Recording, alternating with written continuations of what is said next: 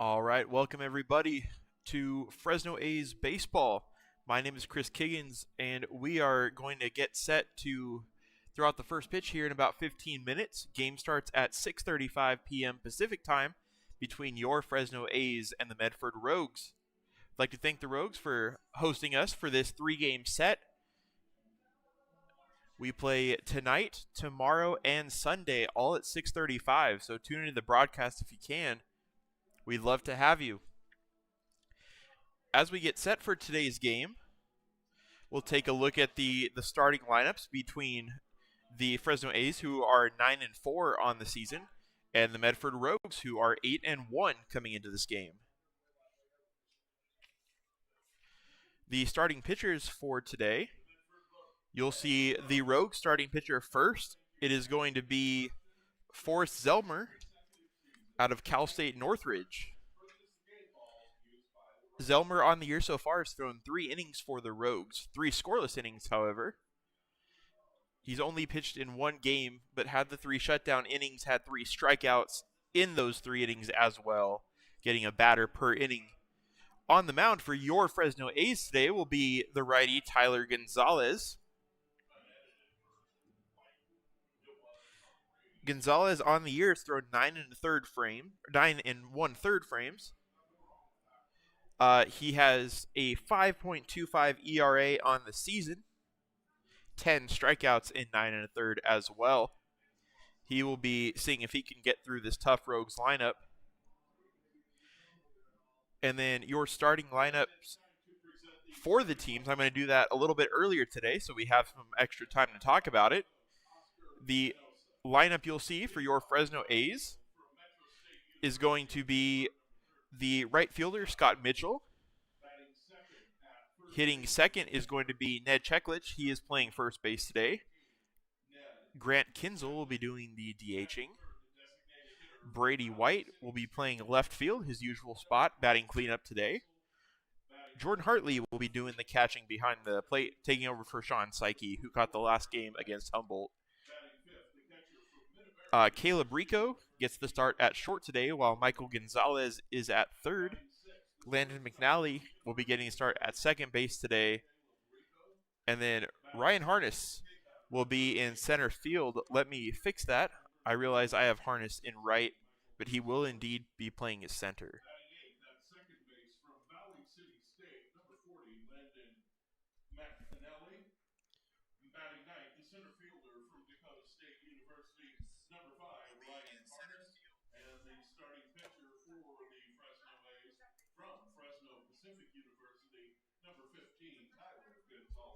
There we go. That should be all fixed now. Thank you for your patience.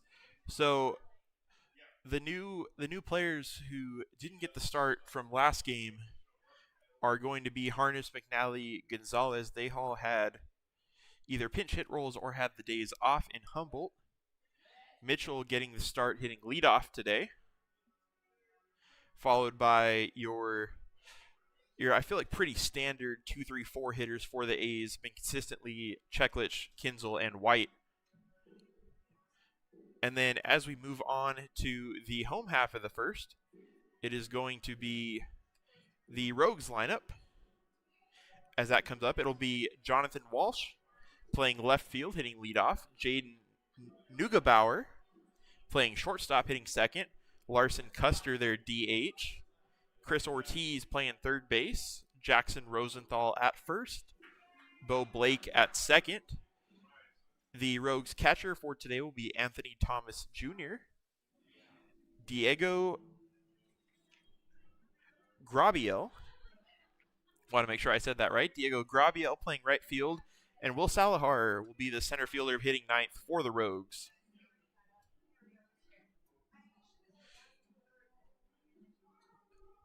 Looks like teams are getting set up on the field. It is a couple big promotions for the Rogues tonight here in Medford. It is their Chick-fil-A sponsored night, so you'll probably see some Chick-fil-A mascots on the field throughout the game at times. It's also going to be their firework night. They do Friday night fireworks out here, so that should be a fun show after the game. It's firework night and Chick-fil-A night have drawn in a big crowd here in Medford. Our cameras are set up to where you can't see it too well, but there are a lot of fans here in attendance cheering on the Rogues. We will see if the A's today can bounce back after their two-game set in Arcata against the Humboldt Crabs. Unfortunately, the A's dropped both of those games to the PEL team, the Humboldt Crabs. The Medford Rogues are also in the PEL, the Pacific Empire League, with the Crabs. They will play them in a couple weeks. But tonight it's the A's who get a crack at them. The Rogues, as I said, have been very good this year as well. They're 8-1 coming into today's game. But the A's have come in here and beaten them a few times before. They're going to try to do it again tonight behind Tyler Gonzalez and the offense. If they can keep it a clean game on defense, they have a shot. Had some issues with errors in the past couple games, but hoping to turn things around and play a smooth game defensively today. That is the key to how they will be competitive. And also if they can get hits off of Forrest Zelmer. Zelmer not pitched too much so far this year for the Rogues, but has been very good when he has gotten into the game.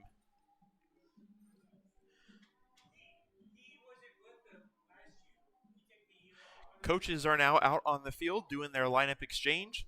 We just had the first pitch out here in Medford, the ceremonial first pitch. We will be at the national anthem and the lineups shortly here at Harry and David Field in Medford. Have a couple camera angles for you. Our first one is going to catch the pitcher and the catcher battery, as well as try to capture the left field line a little bit. We have our second view is going to be down the right field line, as well as a better view of first base. Catch those close bang bang plays a little bit closer from umpire Chris Bevan. Speaking of the umpires for today, who are at home plate right now, are Greg Jaquette, who's the home plate umpire. First base will be Chris Bevan, and third base will be Brandon Dollarhide. They'll be getting the refereeing duties today around the diamond.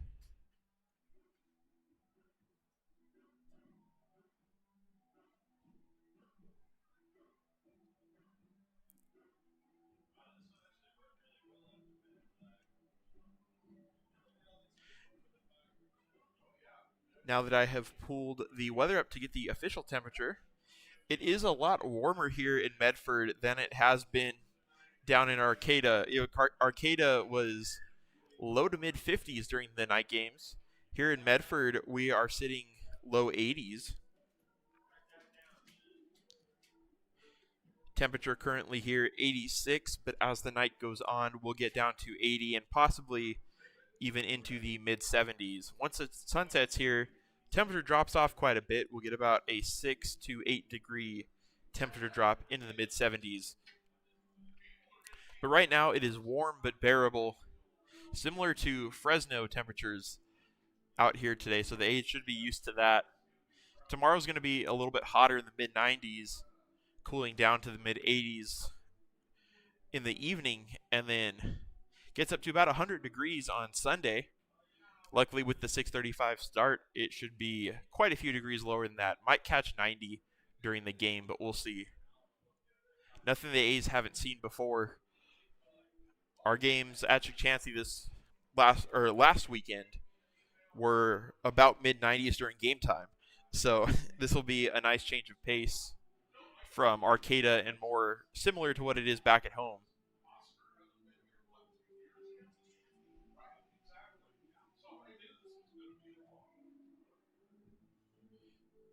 One thing I should note, the Medford Rogues, their team colors are normally green and black, similar to the A's, but they will be wearing their red, white, and blue uniforms today.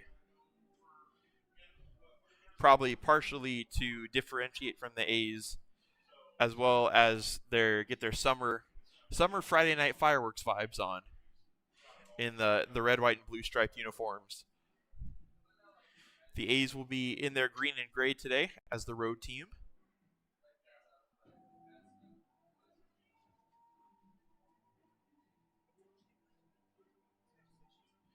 We are about 4 minutes from scheduled game time at 6:35 p.m. Coaches chat. So, want to remind you, be watching for the 50-50 ticket sellers coming around. You're going to be As the PA announcer here in Medford makes some housekeeping messages, housekeeping announcements. They're going to be bringing you the fireworks tonight, but we got Chick-fil-A. We are awaiting the starting lineups and the national anthem here, as we are now 3 minutes from scheduled game time. The coaches depart. So you can get free munchies every Friday with the As they begin to do the lineups and the national anthem, I will step away, and we will be right back once we get ready for first pitch.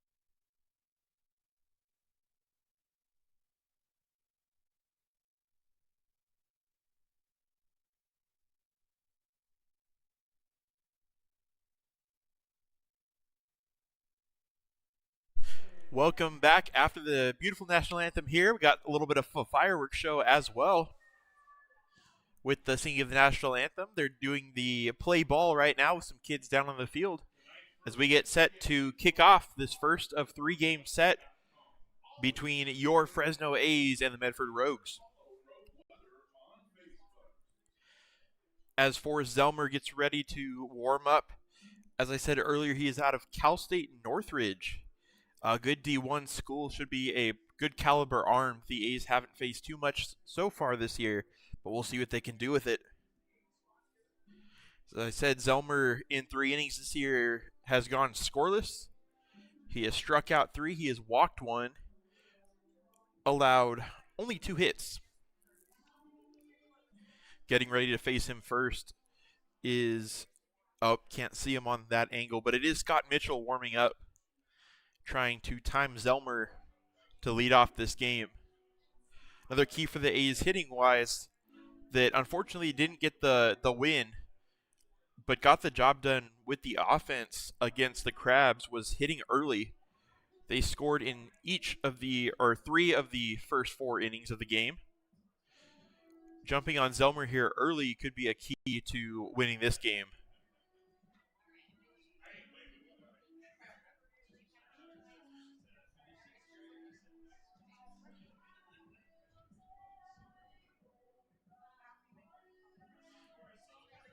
The throwdown to second happens, and Mitchell is getting ready to step into the box.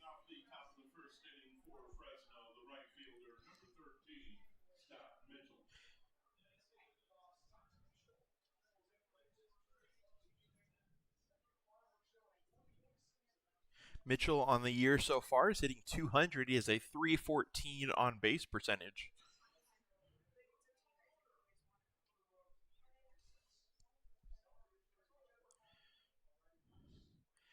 And the first pitch from Zelmer is hit over to second base.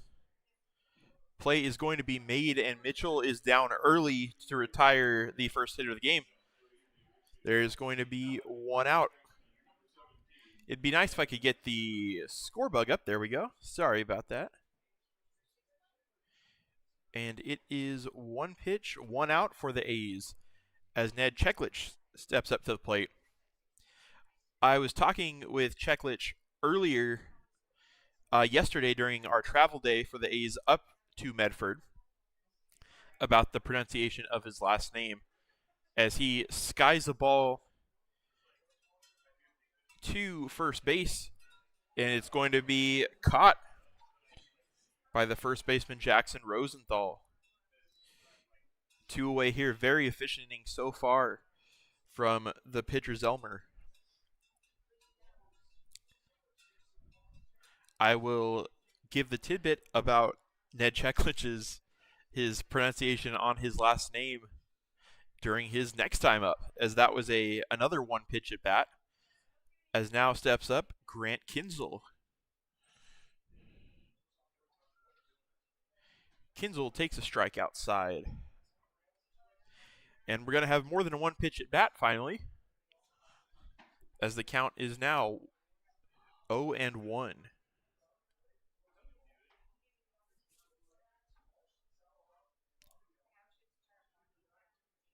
The pitch from Zelmer is low and away, ball 1. It's an even count. Grant Kinzel, been a very effective hitter for the A's this season, is hitting .426. His OPS is at 1161. That's on base plus slugging. He also leads the team with 3 home runs. He takes strike 2. It's a 1-2 count now to Kinzel with 2 away. Looking to extend the inning and make Zelmer work a little bit.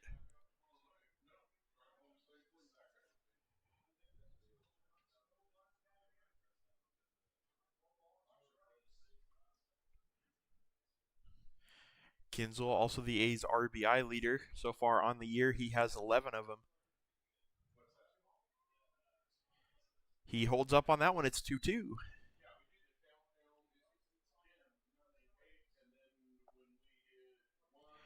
Or he doesn't have 11 of them. He has 22. I was looking at the wrong stat sheet. Very impressive numbers early for Grant Kinzel. That one is called strike three. Kinzel goes down on strikes, and it's a 1-2-3 inning from Forrest Zelmer. We'll head into the bottom of the first. For the Rogues, it'll be Walsh, Neusbauer, and Custer due up against Tyler Gonzalez. We'll be right back after this.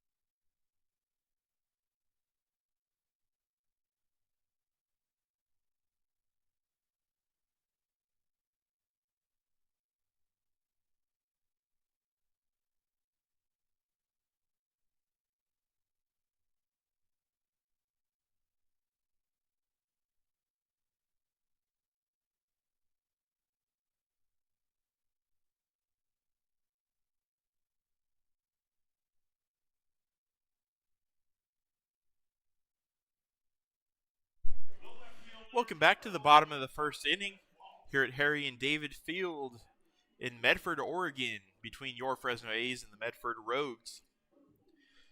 Leading off for the Rogues will be their left fielder, Jonathan Walsh. He will be facing the A's' Tyler Gonzalez. Walsh on the season, hitting .280. Does not have an RBI yet this year. Pitch from Gonzalez misses low and away, ball one. Yeah, that's actually here in the script. I'm going to remind people to go to the dugout store, get tennis balls for ball. Walsh currently uncommitted, trying to find a college that he wants to go to play at.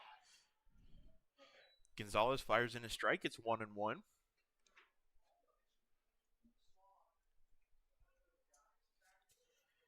Tyler Gonzalez, a Fresno kid from Fresno Pacific University. As that one is hit out into right field for Walsh, it's going to get out of play, foul. It's going to be 1-2. A long strike from Walsh, but Gonzalez will take it as he is 1 out away from retiring the hitter. Walsh has to make his way from second back to the plate.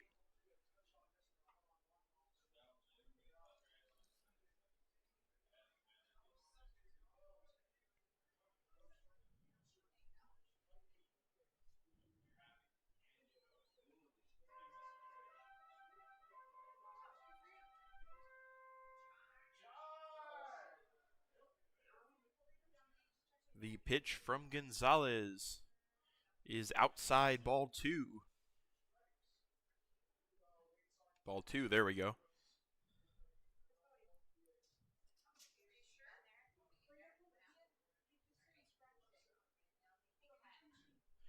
That one is hit out into left field. Going out is the shortstop, Rico. He'll make the play.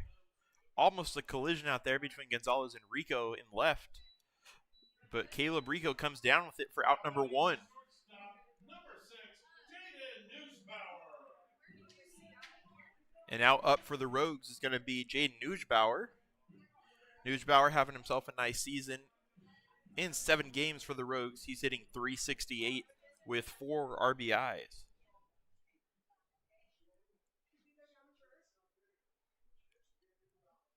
Newsbauer takes a strike from Tyler Gonzalez.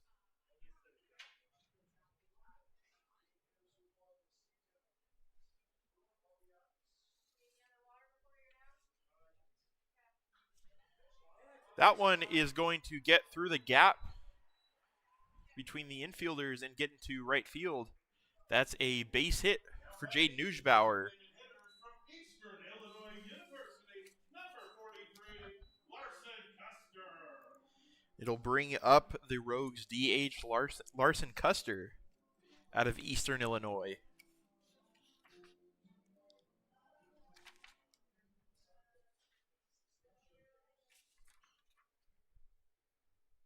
Gonzalez looks back Newsbauer. He throws. That one is also hit to right field. Scott Mitchell right in front of the warning track going to make the play for out number 2. Now batting the third baseman from Stanislaus State University, number 48, Chris Ortiz. It'll bring up Chris Ortiz, the 4-hole hitter and third baseman for the Rogues.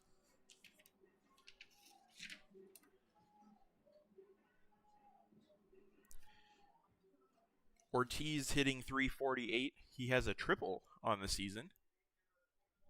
There's 2 down, 1 on. Gonzalez gets his pitch from Hartley, and it is called a ball, 1-0.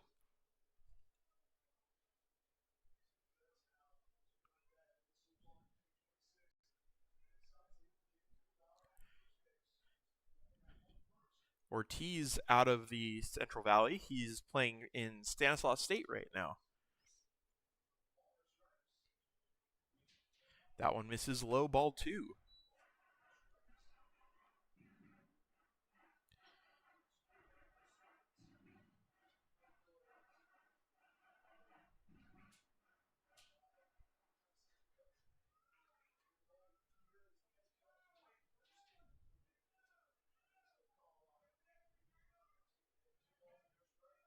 The pitch from Gonzalez, runner goes. That one's hit way out to center. Ryan Harness looking for it, but it will be indeed the right fielder, Scott Mitchell, who makes the play. The Rogues get a hit, but Tyler Gonzalez gets through it and allows no runs. As we head into the top of the second, score still 0-0 between your Fresno A's and the Medford Rogues.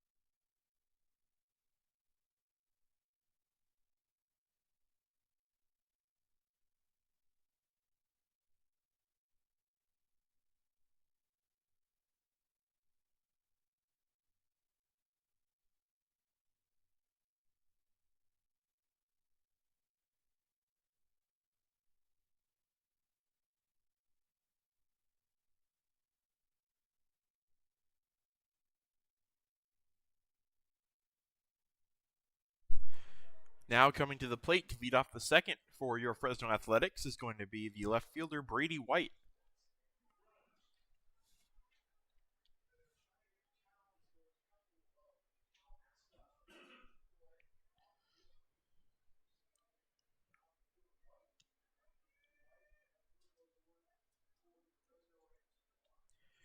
Brady White currently hitting an even 400 on the year. Or sorry, 343 with a 458 on base percentage as he takes ball one high.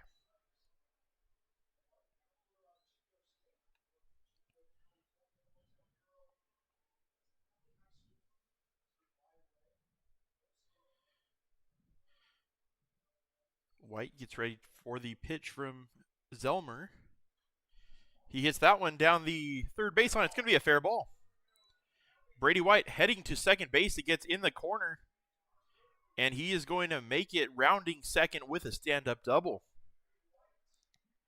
Brady White gets the hit party started for the A's with a double.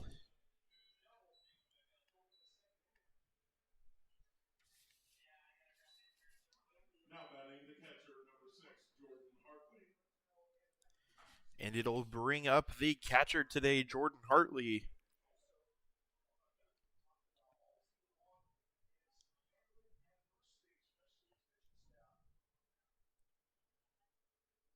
Hartley on the season, a 250 average.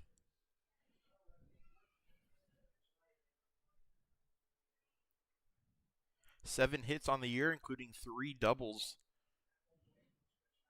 Takes that pitch. It's going to be a strike.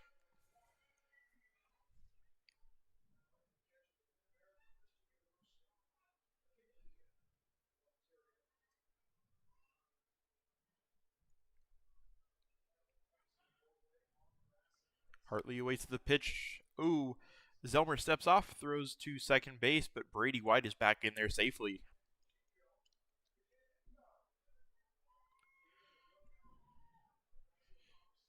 Jordan Hartley, like Ned Cheklich, is a Canada native.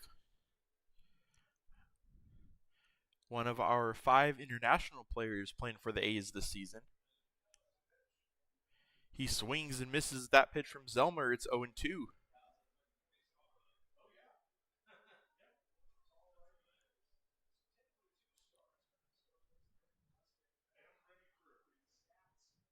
After the leadoff double, Hartley looking to drive White across. He does have 5 RBI on the year up to this point.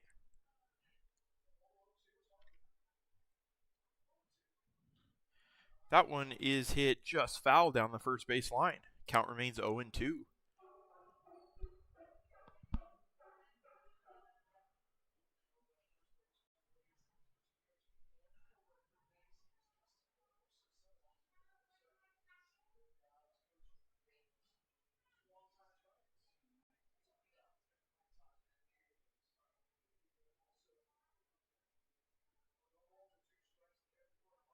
The pitch from Zelmer is hit to third, or hit to short rather. They're going to go to third. And they're going to get the out there. Hartley will reach on a fielder's choice. However, Brady White, the lead runner, will be gunned down at third. It will now be a runner on first, one away.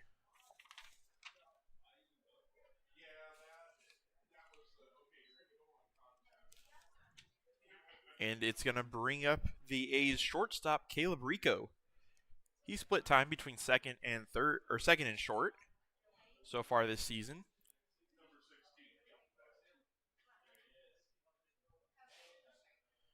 Rico takes a pitch for a strike.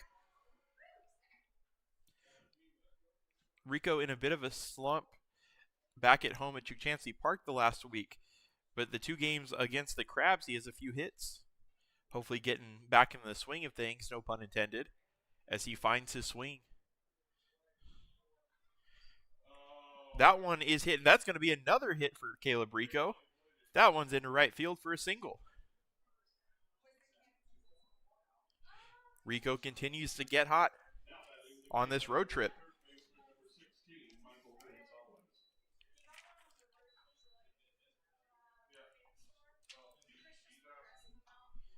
And now batting for the A's is going to be the third baseman, Michael Gonzalez.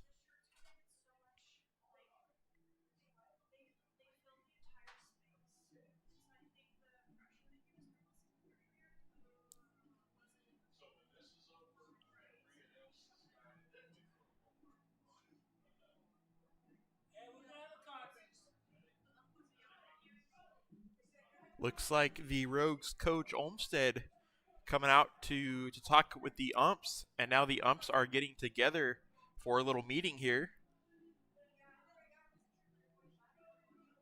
The thing here is I didn't see a change in the path of the ball.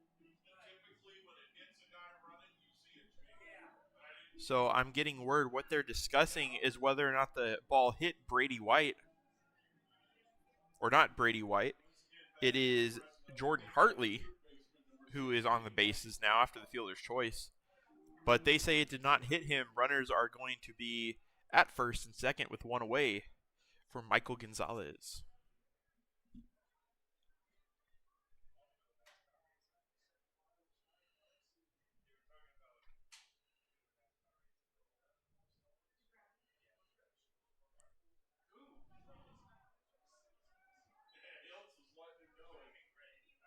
That one misses for ball one. Gonzalez looking to turn things around here early in the season. He's only hitting 160 with a 192 on base percentage. Does have 4 RBIs on the year, however. That one is hit to second base. They're going to try to turn 2. They get 1. And the nice pick at first for Jackson Rosenthal creates the double play. And the A's threaten, but they do not score. We're going to go to the bottom of the second. It is still 0-0.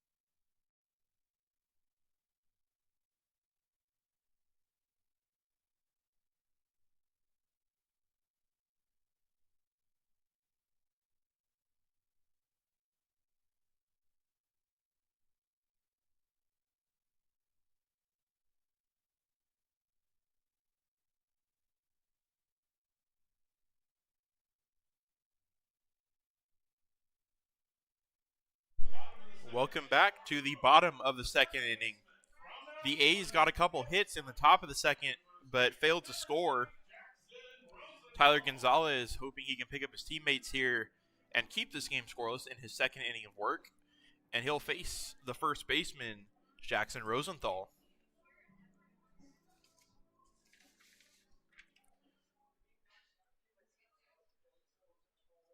Rosenthal on the season, he's hitting 389 with a home run. He has a 450 on base percentage. Going to be a tough out for Gonzalez, but he throws in a strike here to start the at-bat. Swing and a miss from Rosenthal. It's going to be 0-2. This would be a big out here to lead off the second. if Gonzalez can get Rosenthal. That one is chopped back to Gonzalez. He's going to underhand flip it to Cheklich, and that'll be the first out of the inning. It'll bring up the Medford second baseman, Bo Blake.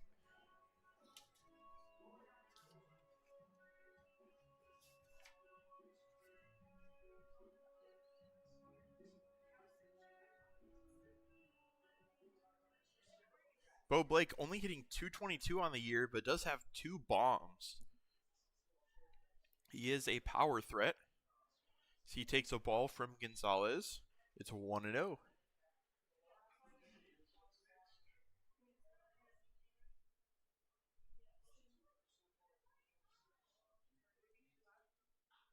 That one hit down the third baseline.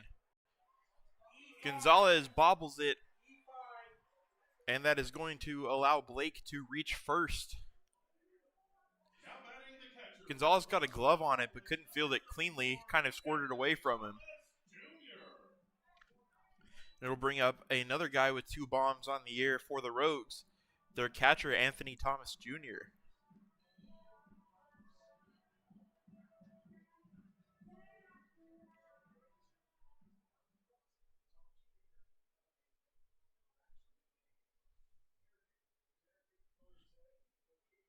Thomas Jr. doing the catching for the Rogues. Gonzalez throws and just misses ball 1.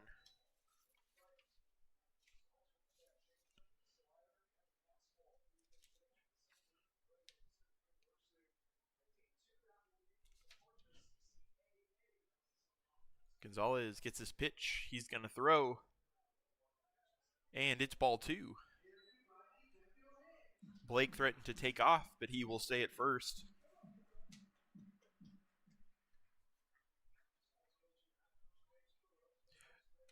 Bo Blake does have a stolen base on the season.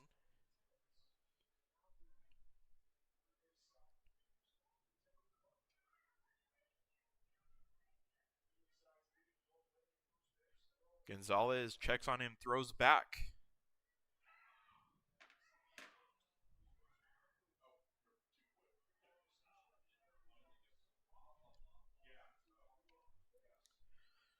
Gonzalez and the A's being very careful with Bo Blake at first.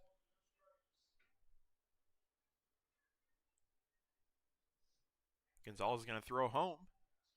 And that one misses just outside. It's ball 3.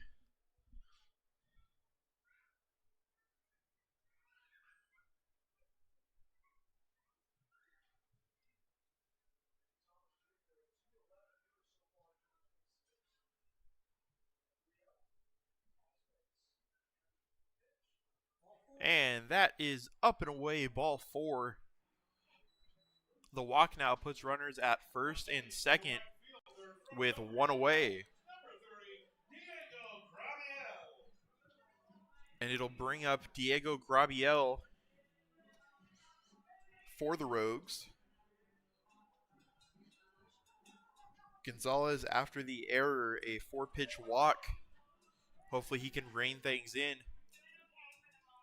and get through this inning without any damage. Keep the score tied.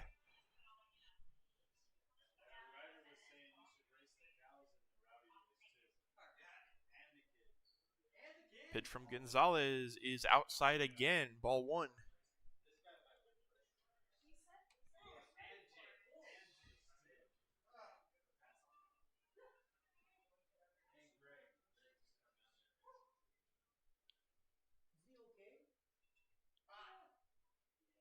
The pitch is ball 2. That is the 6th consecutive ball from Gonzalez.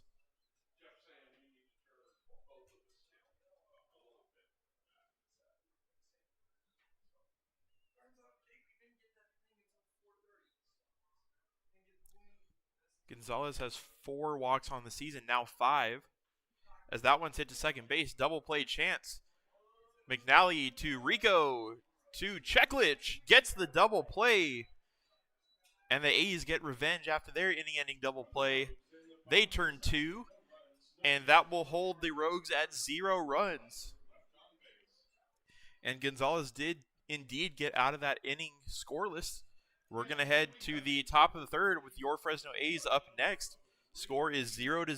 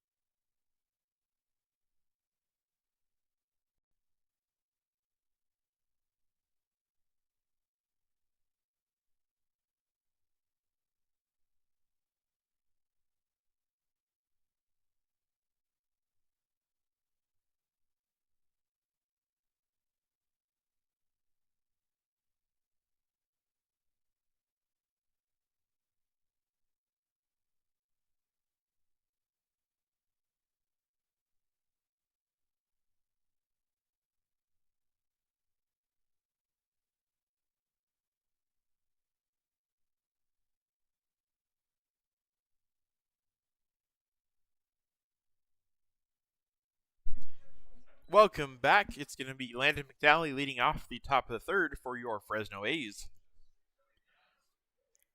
McNally started the double play in the last inning. Gave it to Caleb Rico. That one's hit down the left field line, foul near the Rogues dugout. Fed it. That was the word I was looking for. McNally fielded it and then fed the ball to Caleb Rico, who finished the double play, shooting it over to first. McNally down here in the count, 0-1.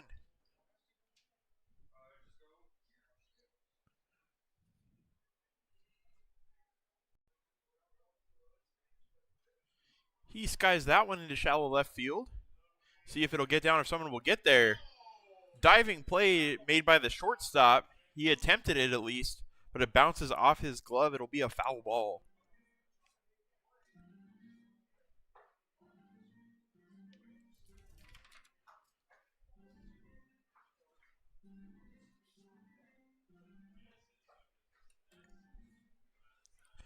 McNally, a teammate of the A's DH, Grant Kinzel, over at Valley City State University.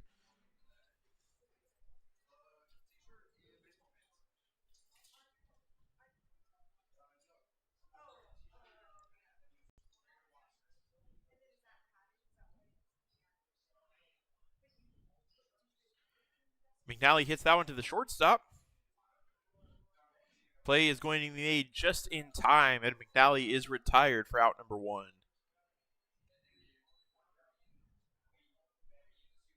It'll bring up the A's 9-hole hitter and center fielder, Ryan Harness.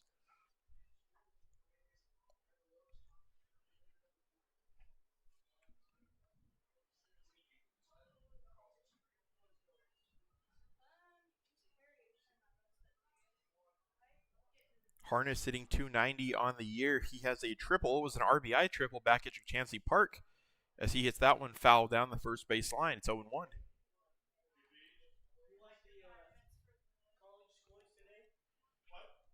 His overall on base percentage is at .353. Pretty good numbers for him.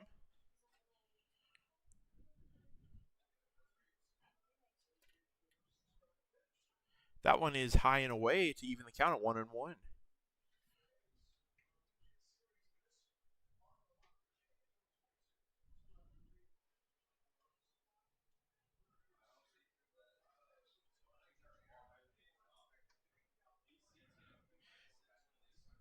Harness swings and misses at that pitch. It's 1-2.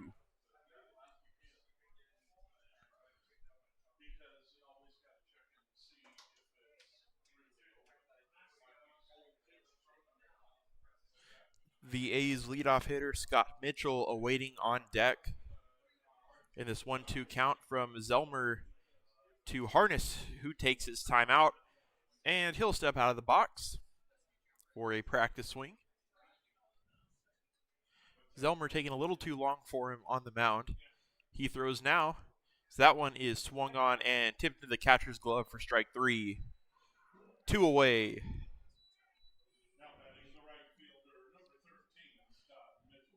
And here comes Scott Mitchell.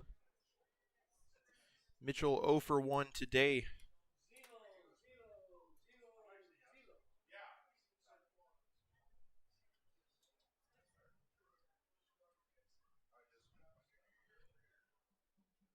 Zelmer been good today through 2 2/3. He has allowed 2 hits, but a run has not scored. As Mitchell fouls that one back for strike 1.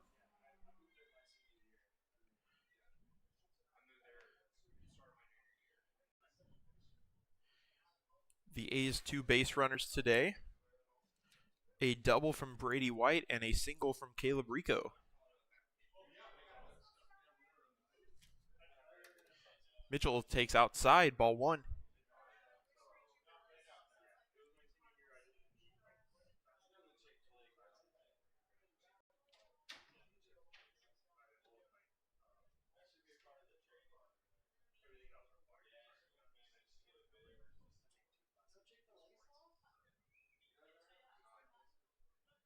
The pitch from Zelmer is low and away again. It's 2-1 the count. Fourth pitch of the at-bat coming up for Mitchell, already 4 times longer than his first plate appearance, as he was a 1-pitch out.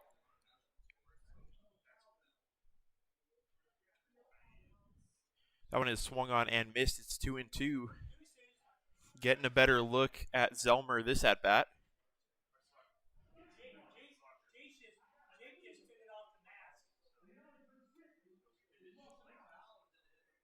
That ball seemed to catch the umpire.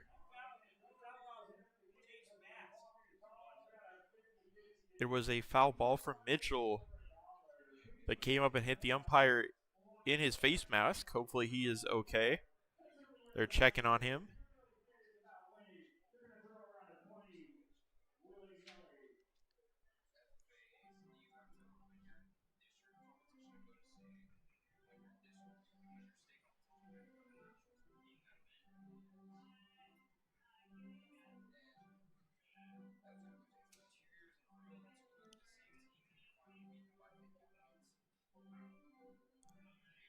He seems to be okay. They're giving him some water. That is Greg Jaquette back there behind the plate. Glad he's all right.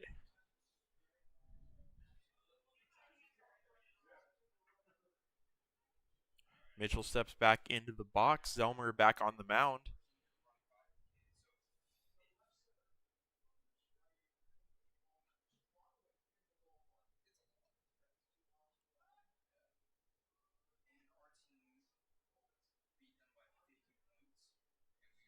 The pitch from Zelmer is hit right back to him. He's going to make the underhand feed to the first baseman, Rosenthal, and retire Mitchell. And the A's go down in order. We'll go to the bottom of the third. It is still a 0-0 tie between the A's and the Rogues. We'll be back.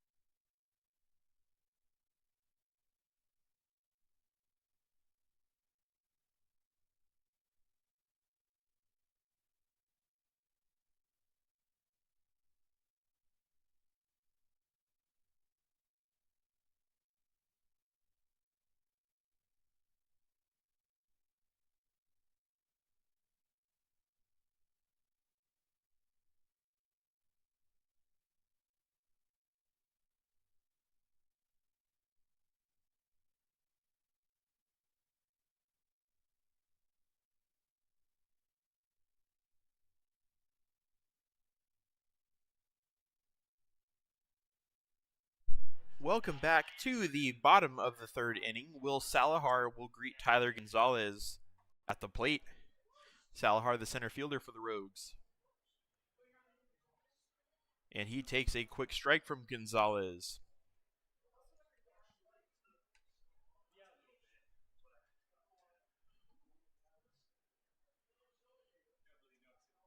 Salahar, the highest batting average on the team for the Rogues as he hits that one into left field. But the play is going to be made by Brady White, who runs it down for out number one. He was far out there heading to the warning track, but the nice running grab from Brady White retires Salahar for the first out of the inning. And it's going to bring up the leadoff hitter, Jonathan Walsh.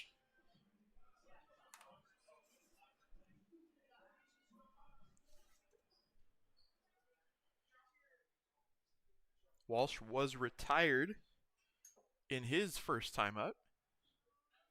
He hits that one to second base. Diving play is going to be made by McNally, but throw is going to be offline and not in time. That's going to be a one-out single for Jonathan Walsh. Now batting the shortstop, number 6, Jaden Newspower.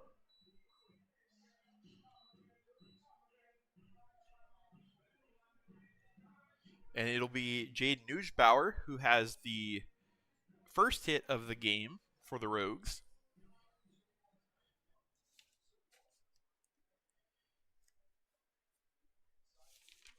He was the only hit for them up until that single from Walsh. He skies that one foul down the left field line. It's 0-1.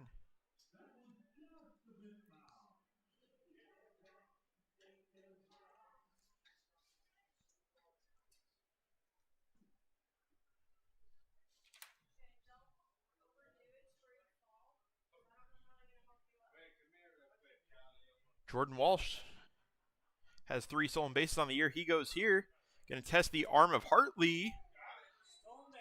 Just gets past the throw or the tag. That's going to be a stolen base for Jonathan Walsh to put a runner on second with 1 away. In the meantime, that pitch was a ball to even the count at 1-1.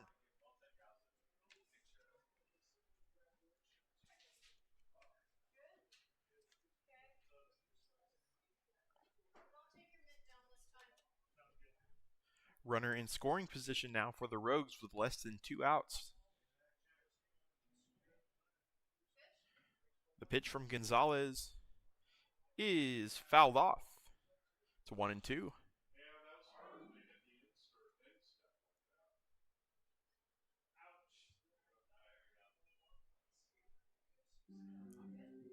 Larson Custer, the Rogue DH, is on deck.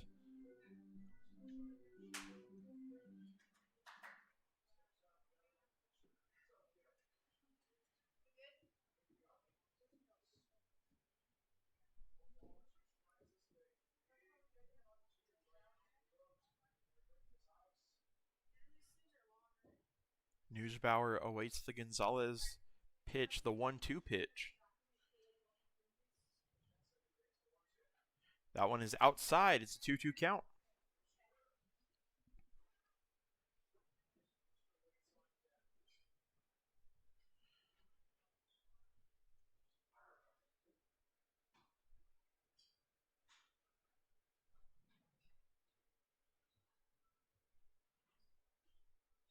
Gonzalez deals. That one is hit to second base. McNally has, tips off the glove of McNally. Runner is going to go into home with the run. Almost said go into second. Goes from second to home on the error from McNally. That's going to score a run. Rogues jump out to a lead. It's 1-0.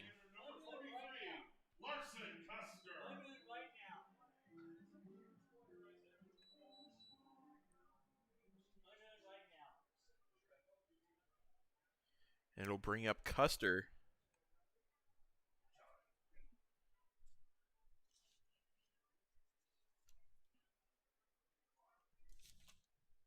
McNally made the great effort on the diving grab for the base hit. And Hartley will throw out Neusbauer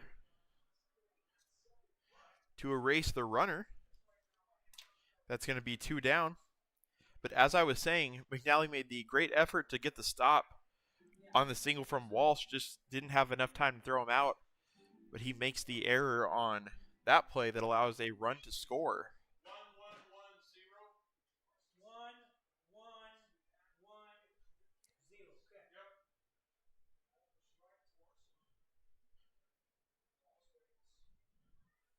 Yep. Custer awaits the pitch, now with nobody on. Hits that one into left field. Going to get past the reach of Brady White. That's a noon run now. He is going to get in there with a double. However, the caught stealing of Neusbauer erases the RBI chance. But now we will have a runner on second Number 48, Chris Ortiz. for Chris Ortiz.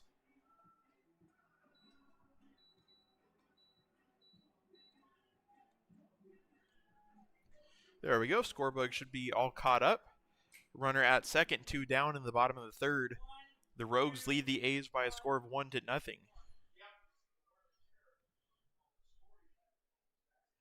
Ortiz is 0 for 1 today. Pitch misses outside. It's 1-0.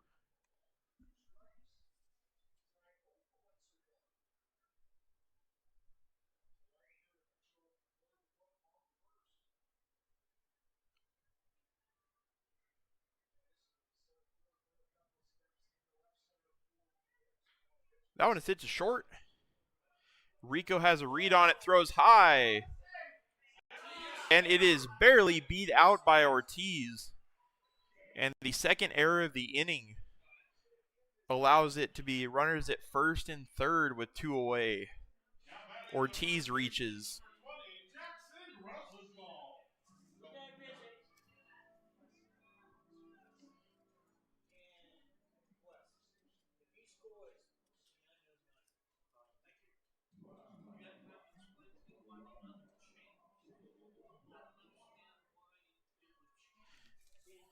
And we're going to get a meeting on the mound for Gonzalez. Aside from the double from Custer, Gonzalez has pitched pretty well. But again, like the series against Humboldt, the A's defense a little shaky here. Already the third error of the game, and we're only in the third inning. A's need to dig deep here, play some good defense if they want to keep up with the Rogues. You just have to play it out. Coach Hinojosa probably coming out to give Gonzalez some confidence. He's getting relatively soft contact, just the plays haven't been made. He faces Jackson Rosenthal, the first baseman. He throws a strike in there. It's an 0-1 count now to Rosenthal, who's 0 for 1.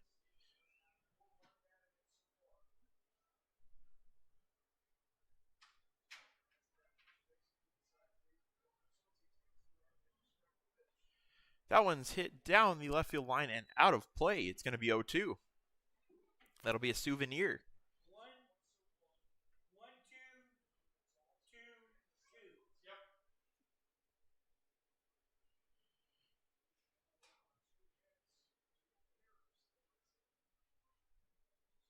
Gonzalez ready to throw the 0-2 pitch. 1 strike away from getting out of this one. And that is fouled off by Rosenthal. He stays alive. Count remains 0-2.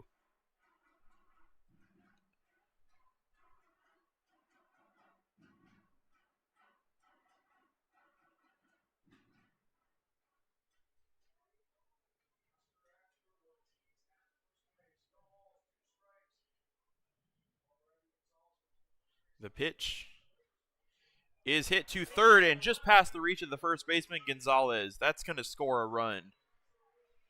That'll be an RBI single for Jackson Rosenthal, as it is now 2-0 Rogues over the A's. Number 32, Bo Blake.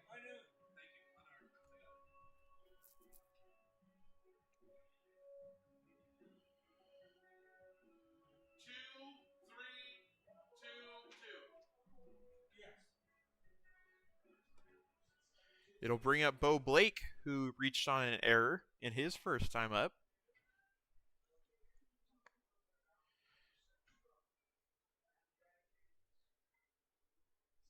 He deals.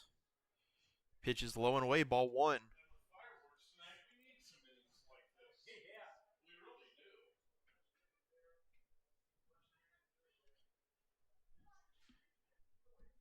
The 1-0 count to Blake. Blake hit a ground ball that was bobbled by Gonzalez and didn't have enough time to make the throw over to first. Hits that one down the third baseline, but it's well foul. It's 1-1.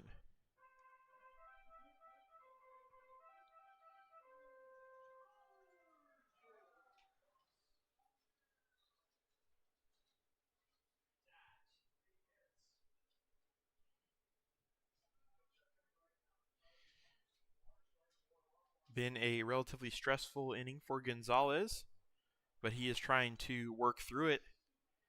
Not all the damage done has been his fault, but he's still the one who has to make the pitches and get out of this inning. It's a 1-2 count after that foul ball. Anthony Thomas Jr., the catcher, would await on deck if Blake were to reach. That one's hit. Again gets through the short and third gap. They're going to wave the runner home. He's going to score. It's 3-0 Rogues.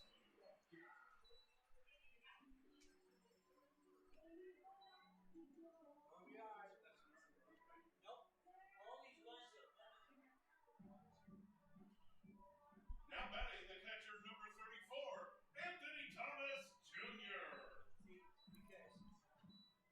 Thomas Jr. steps up to the plate. Not the greatest batting average for him, but does have a lot of pop. He walked his first time up. Still runners at first and second, 2 away after the RBI single.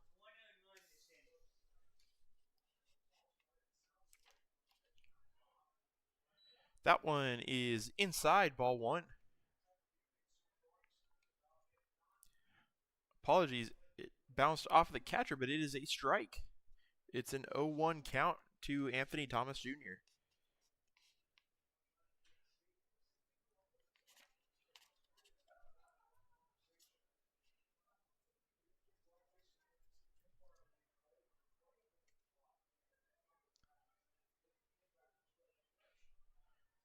That one misses. It's 1-1.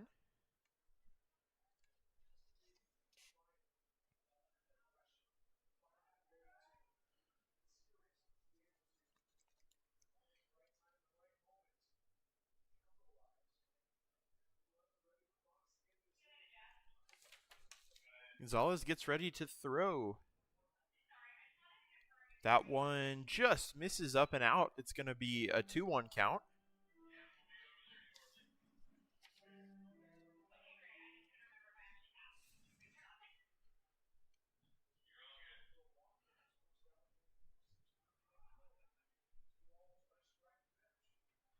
That one is fouled back into the seats. It's 2-2.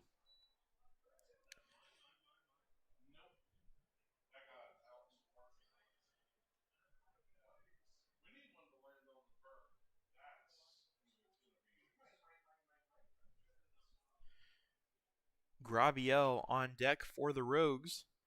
Then it would be Salahar who led off the inning. Gonzalez is doing his best to make sure that that does not happen, that the Rogues do not bat around. As that's ball three, it's a full count. Thomas being patient, he took a walk in his first plate appearance. Looking to do that again here.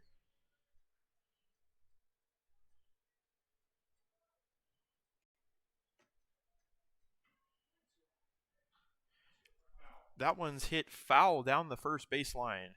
Only by about a foot, but that'll work. Count remains 3-2.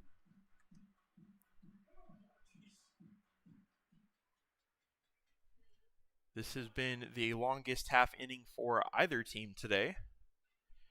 The first 2 and 2.5 innings really went by pretty quickly.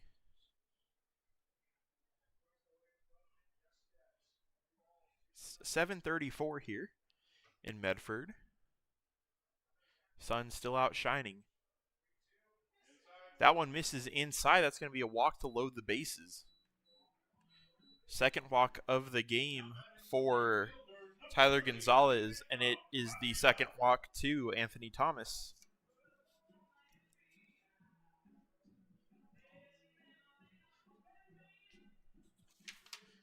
It'll bring up the 8-hole hitter, the right fielder, Diego Grabiel.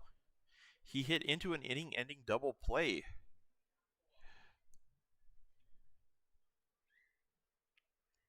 Gonzalez fires in a strike to bounce back. It's 0-1.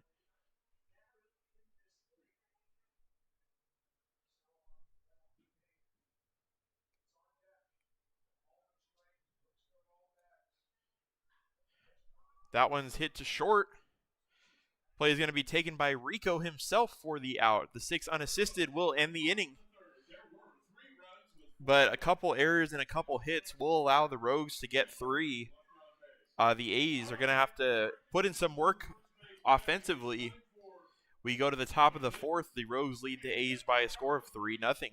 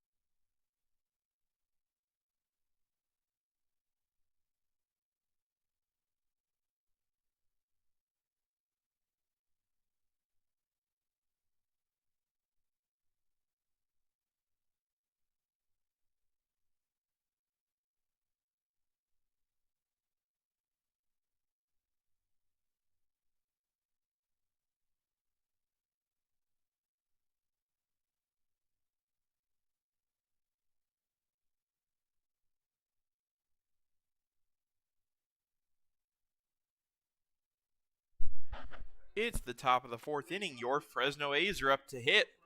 And it'll be Ned Cheklich coming up to the dish to face the pitcher for Zelmer, who's still in there. Cheklich popped out on one pitch, his first time up. I was talking about his family name, and I'd asked him about it yesterday, and he gave me a cool little story about his family, or his family history. He goes by he's heard both Seklich and Cheklich as a pronunciation for his last name. He's okay with both of them, but he prefers Cheklich because when his grandfather, also Ned Cheklich, who our Ned is named after, he immigrated overseas from Serbia when he was younger, and he pronounced it as Cheklich.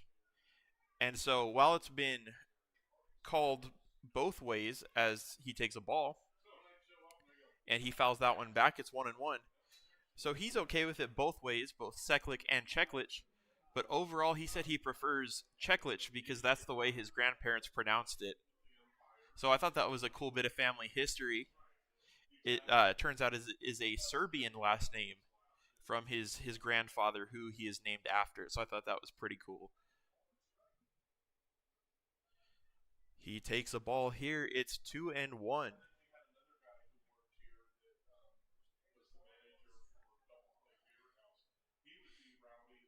Cheklich got out his first time up on the one pitch.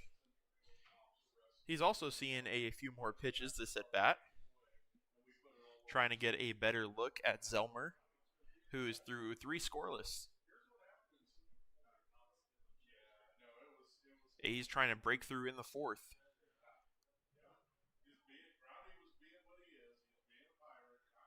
That one's hit to third.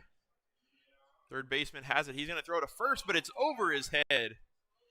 That will likely be a throwing error. Ned's going to make it over to second base. He just stays on the base. He's going to reach on an error, but he's going to be at second to lead off the fourth.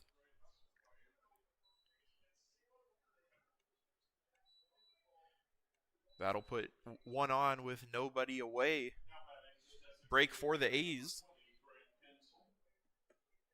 And it'll bring up their biggest RBI man, Grant Kinzel.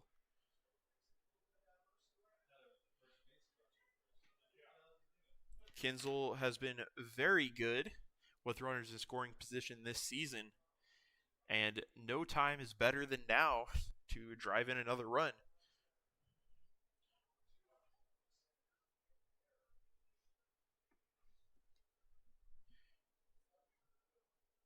Kinzel went down on strikes his first time up.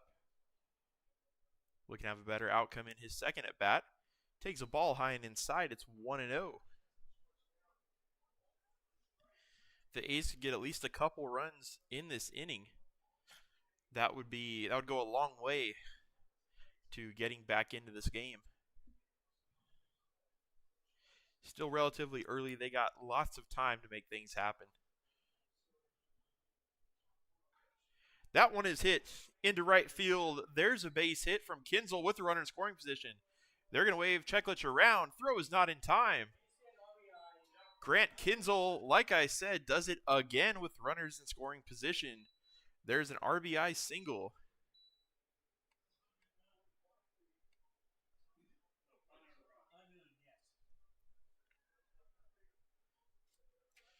Another big swing of the bat from Kinzel will bring up Brady White. White also has a hit today. He has a double.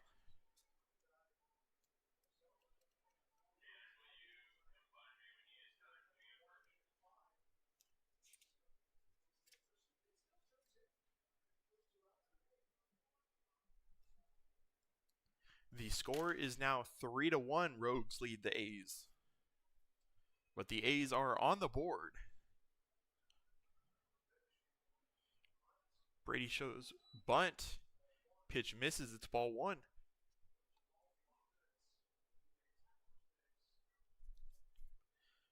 Brady White been a very consistent hitter for the A's all season.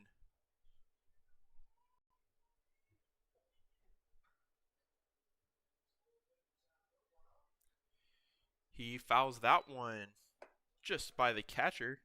It's going to be 1-1.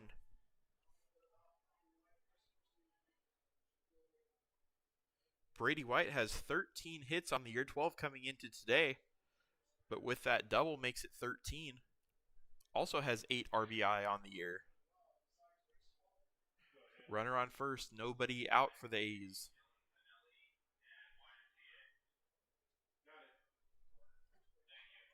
The pitch from Zelmer is swung on and missed. It's 1-2.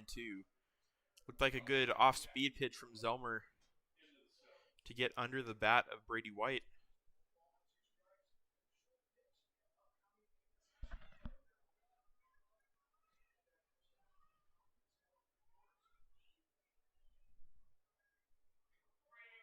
Zelmer looks into the catcher Thomas to get his pitch. Checks on Kinzel at first.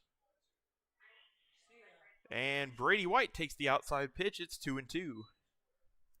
Count is even.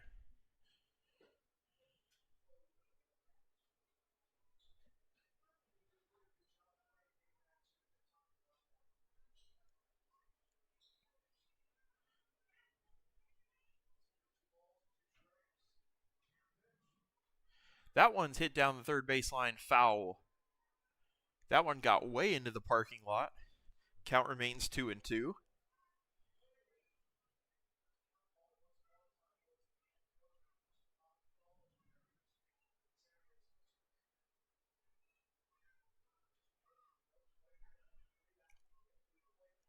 On deck for the A's is the catcher Jordan Hartley. Throws back to Kinzel at first. Nothing doing. He is safe.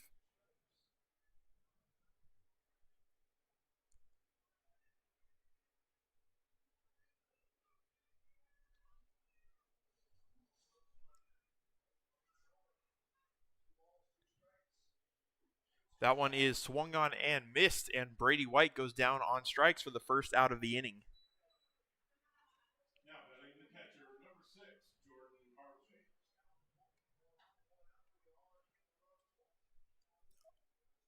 Hartley comes into the game 0 for 1,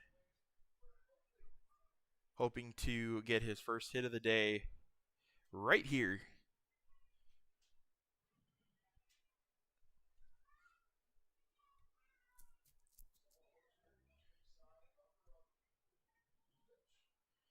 That one is high and away. Good eye from Jordan Hartley.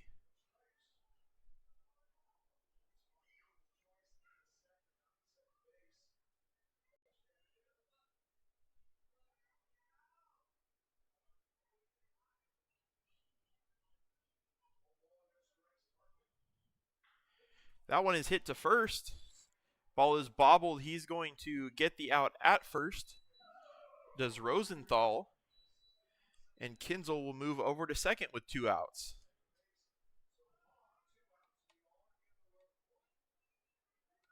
Now batting the shortstop, number 32, Caleb Rico. Almost an error, but Rosenthal recovers.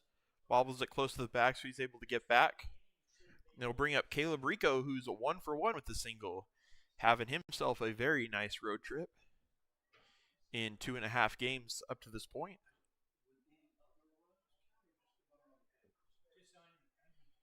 He has a runner in scoring position here. They're going to throw back to Kinzel at second, but he dives in safely.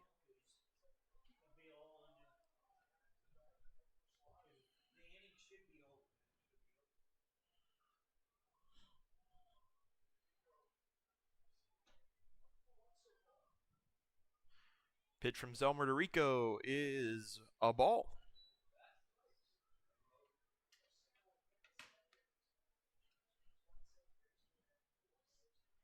Starting to have some shadows come in over the third base dugout.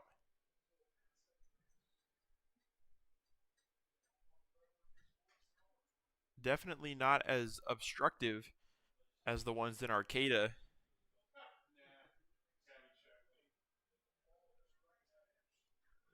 That one is hit. It is foul. Looks like it was off the plate, and it will bounce in foul territory to third. We're going to get a 1-1 count. Rico been at the plate for a little bit, but only 2 pitches thrown, as there have been 2 pickoff attempts. Neither of them have been successful.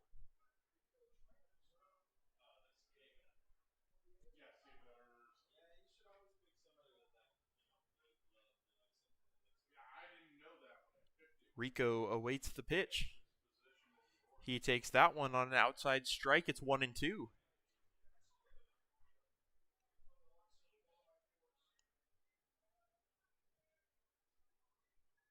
See if he can drive in another run on the 2-strike pitch.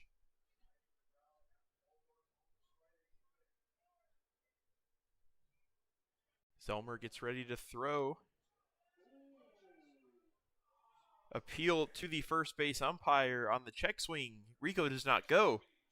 It's a 2-2 count.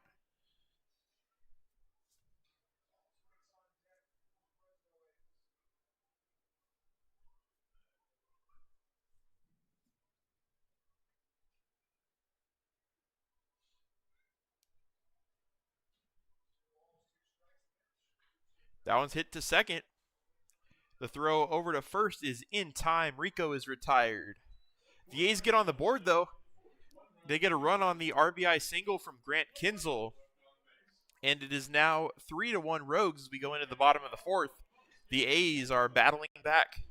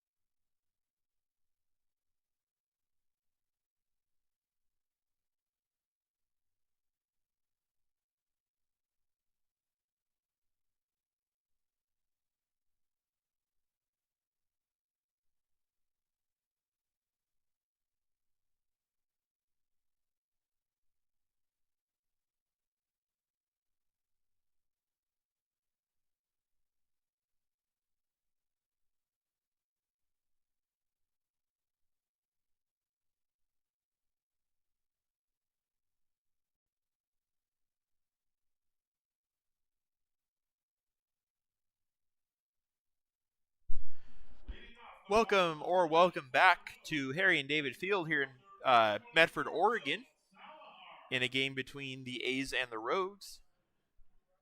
If you're just joining us, the Rogues have a 3-1 lead over your Fresno A's. A's got a run their last at bat, trying to work back into this game. Tyler Gonzalez will remain on the mound, as he gets a swing and a miss from Will Salahar.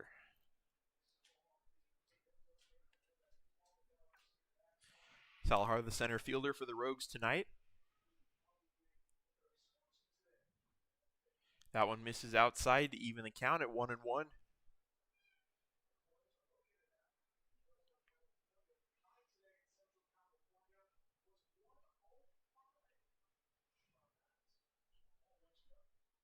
The throw is outside. It's 2-1.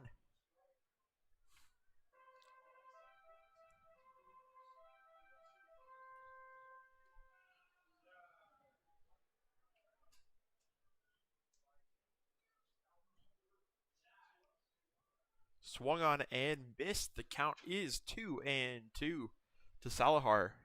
Salahar 0 for 1 on the day. Like the Rogues pitcher Ford Zelmer, he is also out of Cal State Northridge. He hits that one. That's going to be a single into right field. Salahar is now 1 for 2. Now batting the left fielder, number 11, Jonathan Walsh. It'll bring up the leadoff hitter and left fielder, Jonathan Walsh, who was 1 for 2. Excuse me. He's singled and stolen a base.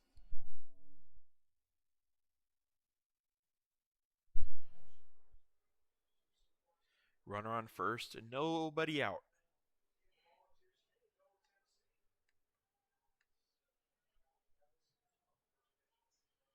Pitch is taken for ball 1.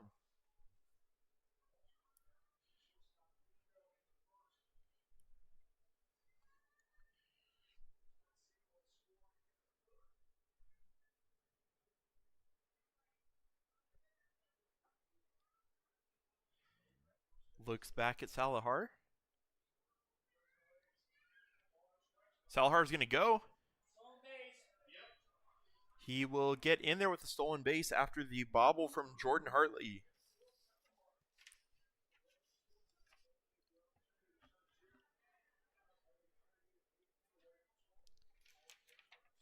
Count is 2-0 to the leadoff man, Walsh.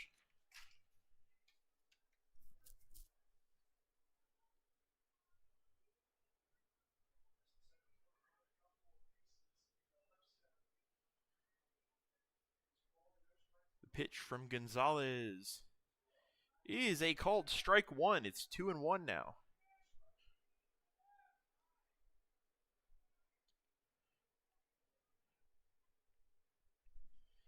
Jaden Nujabauer, the shortstop, awaits on deck. Salahar's going to go again. That one's going to be hit down the right field line into the berm grass area out there. It's foul. 2-2. Good couple pitches from Gonzalez to work his way back into this count.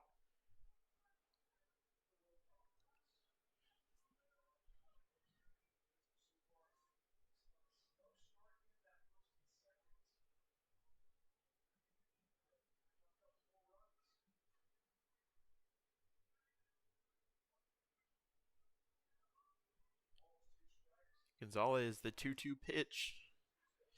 That one's hit out into right field. Scott Mitchell has a read on it. He'll make the diving catch. That's going to get Salahar to third. But Mitchell, the nice play out there in right field, seemed to take an awkward angle to the ball at first, but then ran it down and made the play. There's one away.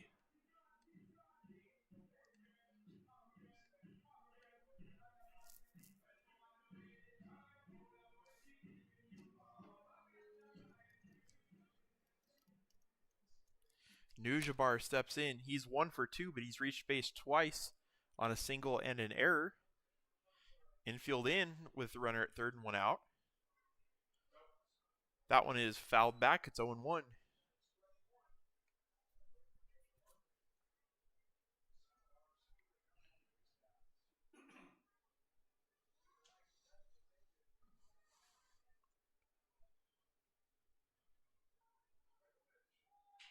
Shows bunt, but pulls it back. It's 1-1.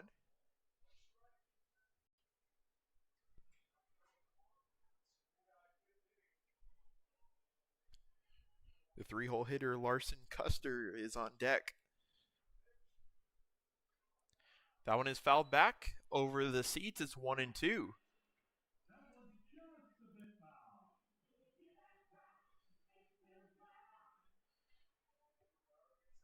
Strikeout or a ground ball that finds a glove or a pop-up.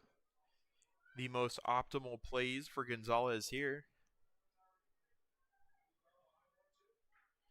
That one is hit out into right center. That's going to get down into shallow right center. It's going to allow Salahar to score, and that's an RBI single for Neusbauer. Now batting the designated hitter from Eastern Illinois University, number 43, Larson Custer. Yeah, that's a fine difference. Unless the backer or front is stiff. It is louder.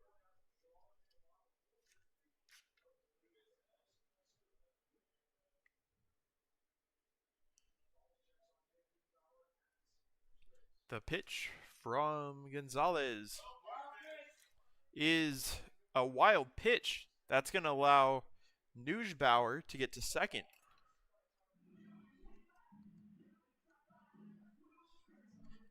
It's a 1-0 count.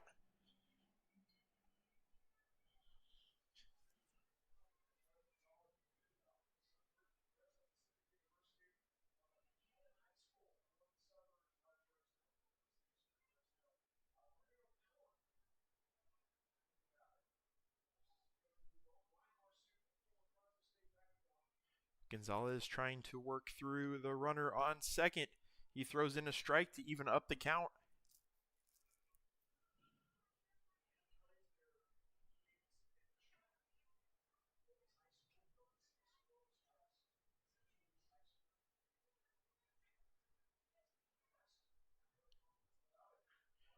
That one hit foul down the first base line. 1-2 the count.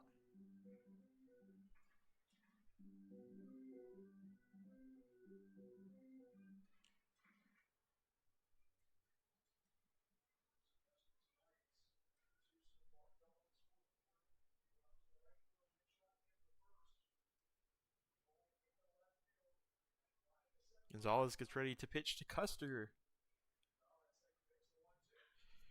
That one hit to first base. Cheklich has it. That's going to be an out. It's going to be 2 down with a runner on third. Now batting the third baseman from Stanislaus State, number 48, Chris Ortiz. 1-8. It's going to bring up Ortiz, who is 0 for 2 today.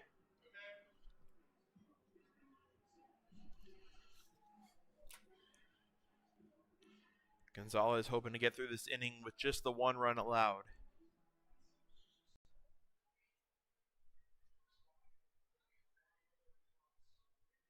Here in his 4th inning of work. That one's hit foul behind the plate.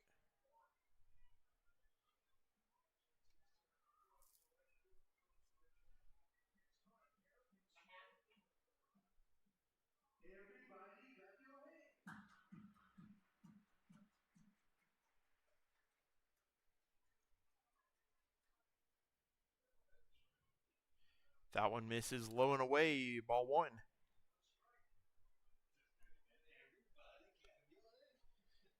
Stanislaus State, where Chris Ortiz goes, actually the alma mater of the A's head coach, Oscar Hinojosa. That one misses high, it's 2-1.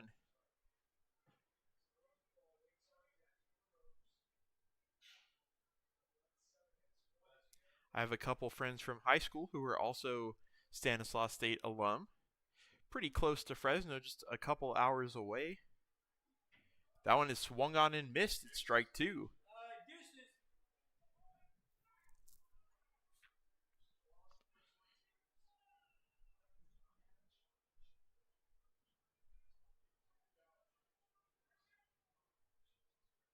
The pitch from Gonzalez is outside, ball 3. Count is full. After a pretty quick 2 innings from Gonzalez, the third and the fourth have been taxing.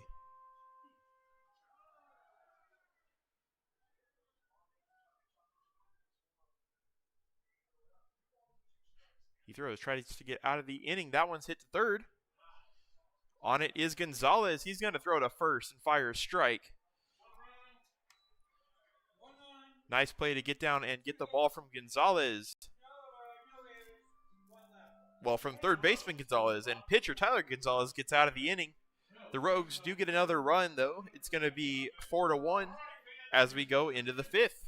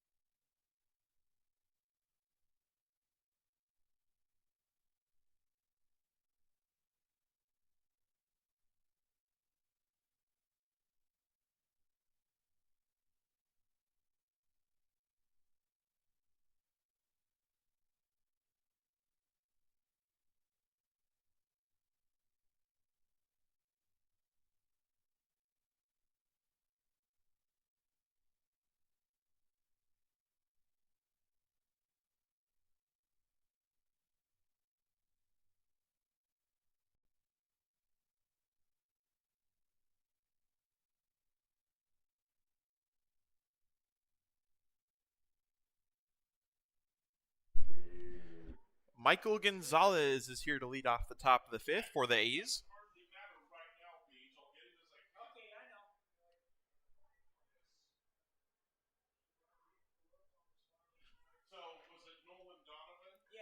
Gonzalez hits that one to first.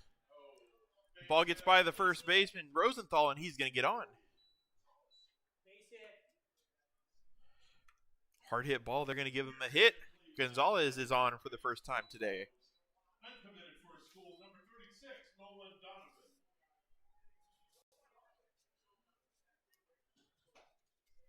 And that'll bring up Landon McAnally. Landon McAnally is 0 for 1 on the day, but he has a runner on with nobody out after the Gonzalez single.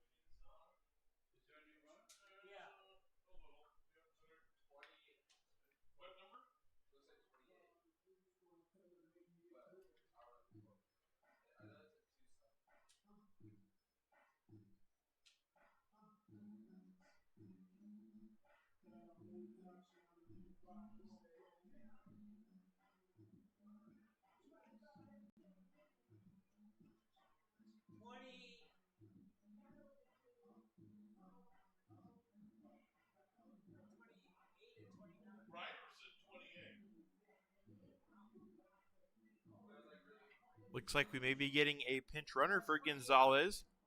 It'll be Angel Mejia. Your attention, please. Pinch running for Fresno at first base, number 28, Angel Mejia.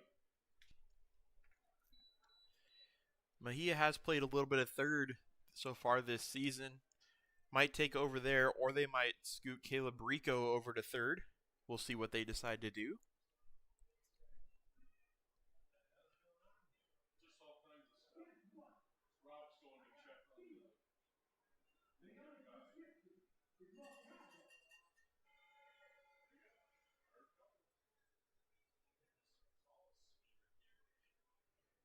Looks like the Medford Rogues trainer going to come out and check on Michael Gonzalez, as he seems to have left the game with an injury. Hopefully he is okay. Bunt from McAnally is foul. It's 0-1. Might have pulled up a little weird when getting to first base.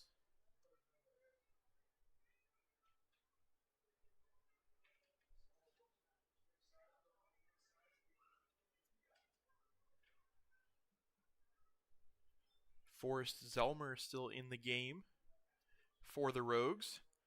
The throw back to Mejia is no good.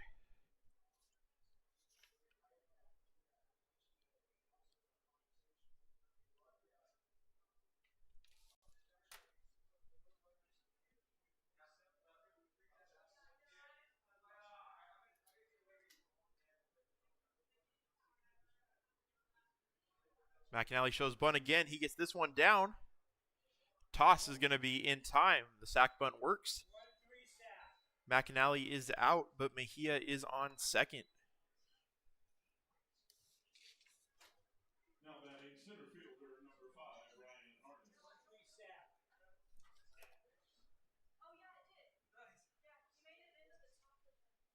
It'll bring up the A's center fielder, Ryan Harness. I think the pitch is injured. As we're going to get This is something else.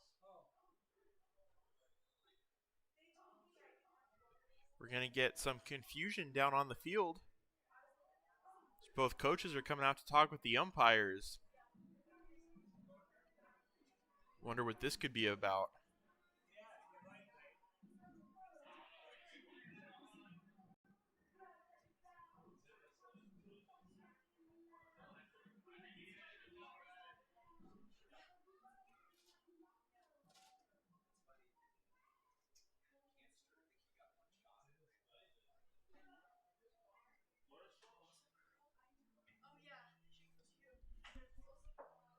Coach Hinojosa asking about what's going on. Might be an issue with the positioning of the runners.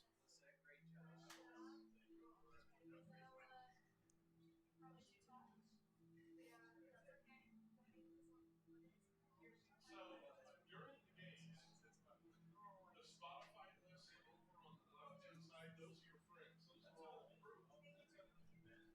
Wow. It's kind of tough to see what's happening.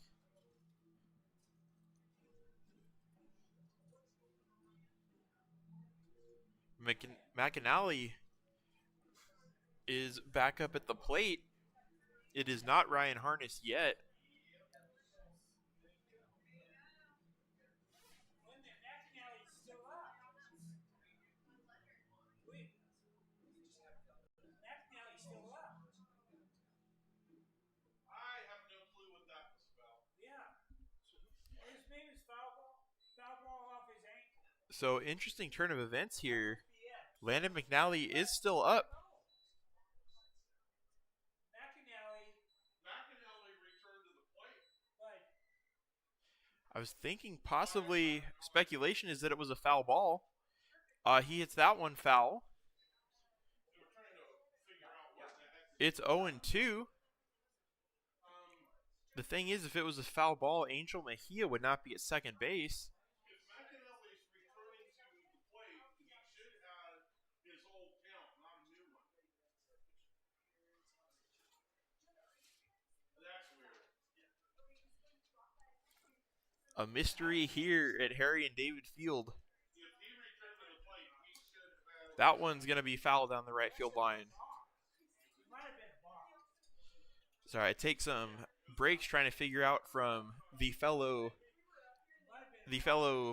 people in the booth up here trying to figure out what's going on, as I'm not exactly sure myself. Either way, Mejia is at second and McNally is at the plate. It's 0-2. He fouls that one off. There is also nobody out now.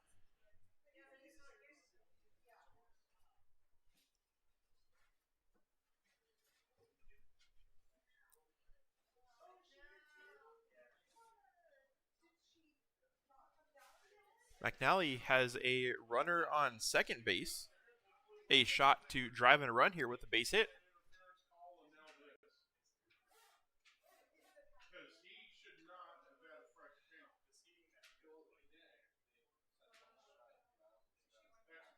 Yeah, I don't get this at all. The only thing I can think of. Zelmer looks into McAnally. His at-bat cycle, I already had introduced Ryan Arnaz at-bat, and then all of a sudden, That pitch is a called strike three. McAnally goes down. It's going to be one out for Ryan Harness.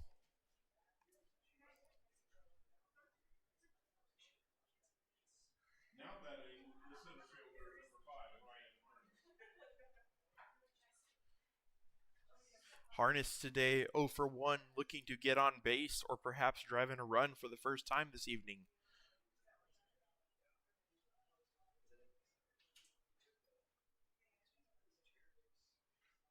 He hits that one high down the left field line. It's going to be out of play.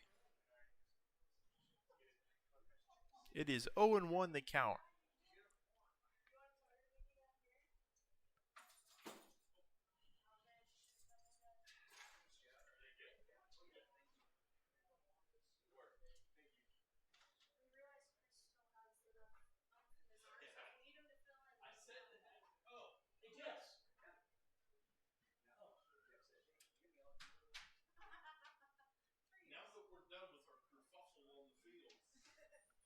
Gets a high and away pitch to even up the count.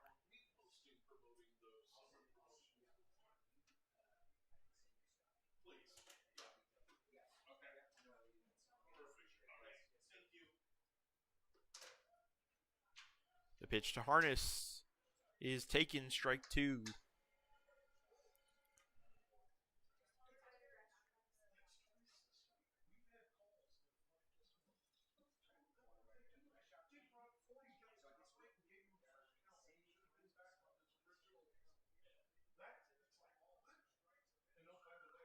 That one is popped up near the A's dugout. It will be out of play. Ryan Harness stays alive. The count is 1-2.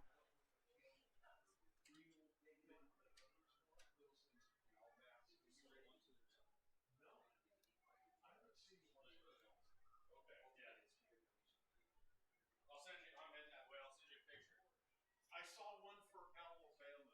BG would never wear it, but I saw one for Alabama. Zelmer gets his pitch.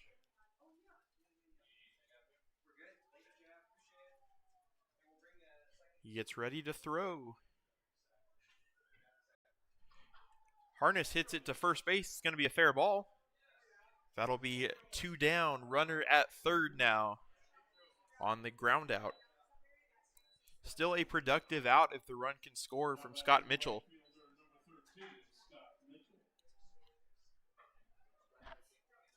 Mitchell today is 0 for 2. A hit right here would allow the A's to strike back and make it a 2-run game again.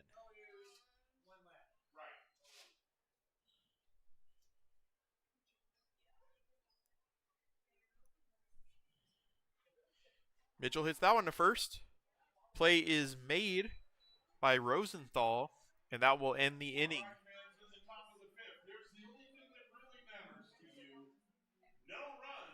Zelmar gets out of the inning. The A's get one on but do not score. We go to the bottom of the 5th.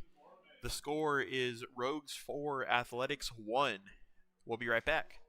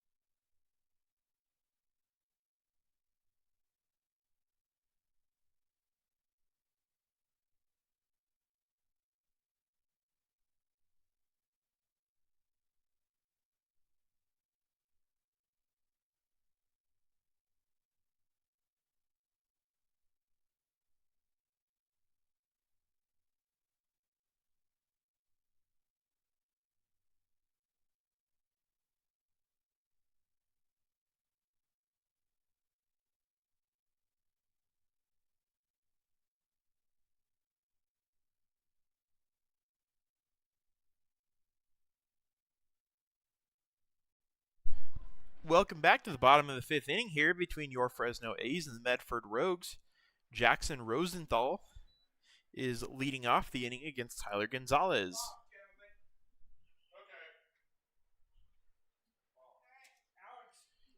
He shows bunt, but pulls back. It's 1-0. That one misses from Gonzalez. It's 2-0. Just heard some clarification here. The play that had everyone a little bit confused was called a balk. That's how McNally was able to stay in the batter's box with Mejia at second. It is now a 3-0 count to Rosenthal.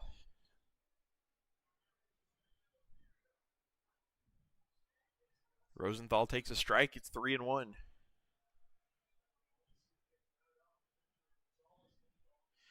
Should have sunset here in Medford in about 40 to 45 minutes as we get set for the end of this game and then fireworks later on.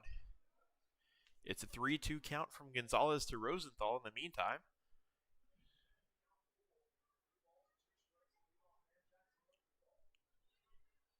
Swung on and missed, and Gonzalez gets the strikeout. There is one away here in the fifth. Now batting, the second baseman from Delta College, number 32, Bo Blake. Gonzalez will now face Bo Blake, who is 1 for 2. He has an RBI single, and he reached on an error.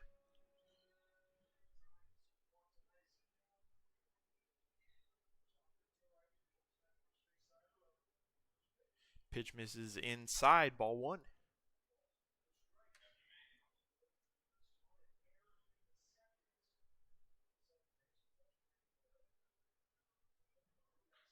That one's hit up the middle. Gonzalez snags it, and he'll make the nice play in the feed over to first. Out number 2. Now batting, the catcher from Grossmont College, number 34, Anthony Thomas Jr.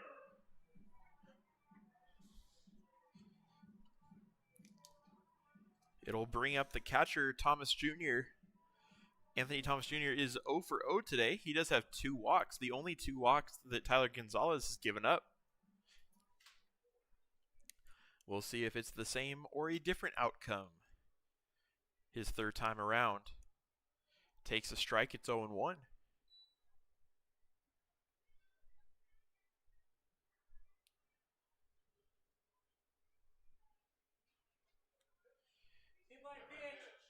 And Gonzalez hits Thomas with the pitch. That is his third, I guess, free pass base on balls. And that'll put a runner on with 2 outs.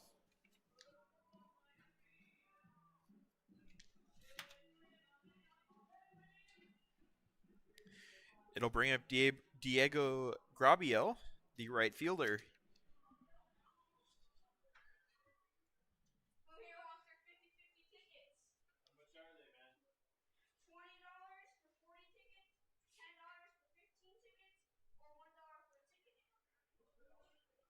The pitch is a strike. Thought it was inside, but it's called a strike to Grabiel.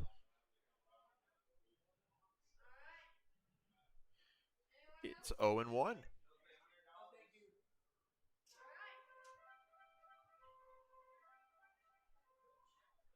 That one's hit to third. That's going to get down for a base hit.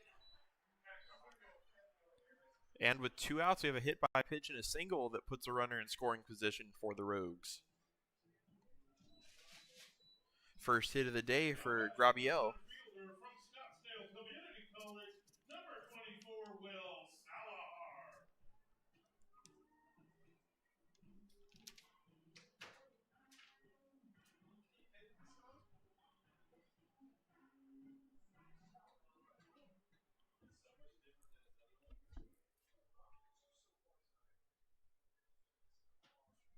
It'll bring up Salahar.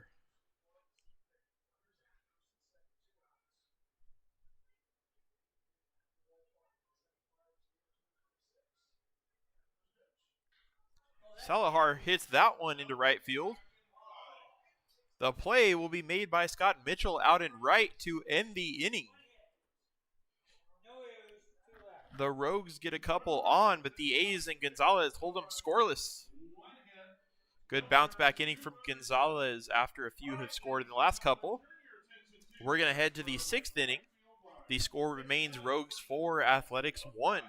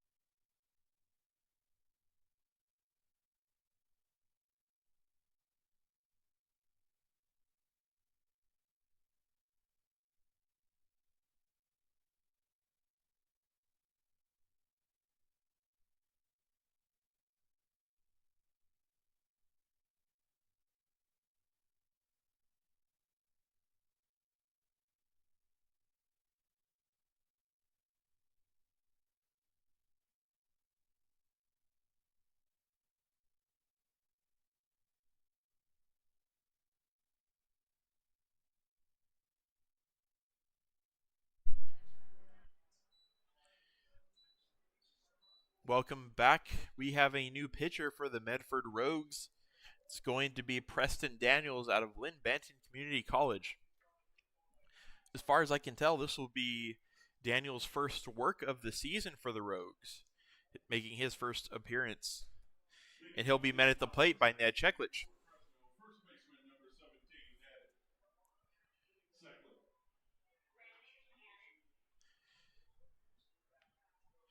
Daniels' first pitch is hit into left center field. It's going to get down. He is welcomed immediately by Cheklich, who has a leadoff single.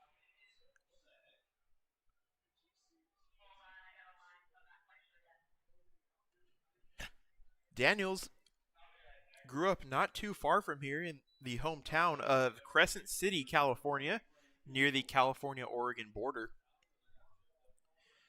And it'll bring up Grant Kinzel. Kinzel today 1 for 2, has the 1 RBI for the A's. It was an RBI single. Throws back to Cheklich, and he is gunned down at first. Looks like they got him on the shoulder. The runner is erased. There will be nobody on and 1 out. Well, apparently Preston Daniels has a pretty good pickoff move from the right side.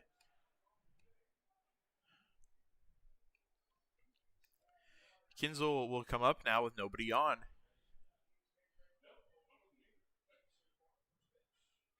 He takes outside away. It's ball 1.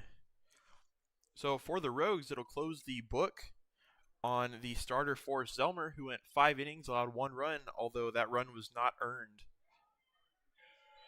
He takes a strike. It's a 1-1 count, does Kinzel.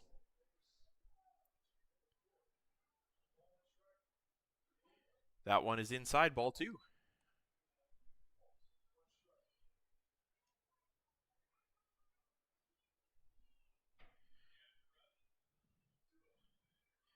That one is an outside strike. It's 2-2.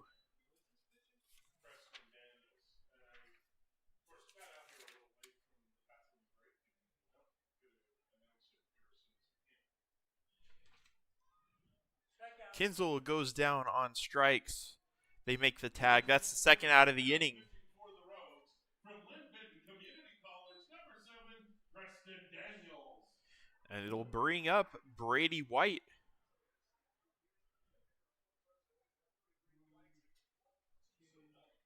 Brady White, one of the more recognizable walk-up songs when we're back in Fresno.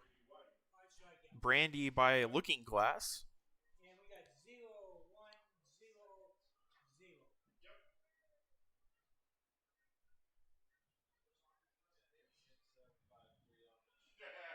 He takes a strike. Brady White, as we kind of mentioned before, from Chico State University. That's where he played his college ball last season. He cannot hold up. It's a strike for strike 2. Grew up in Chico as well. Not super far from here. At least a few hours closer than Fresno. Chico, for those of you that don't know, is a little bit above Sacramento. Kind of in the woods.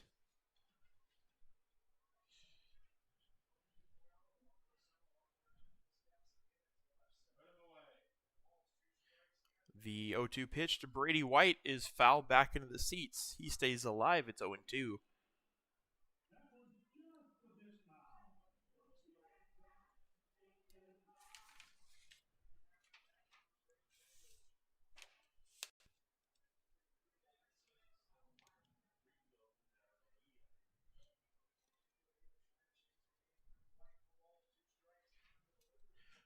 Brady White 1 for 2 today. Fouls that one off.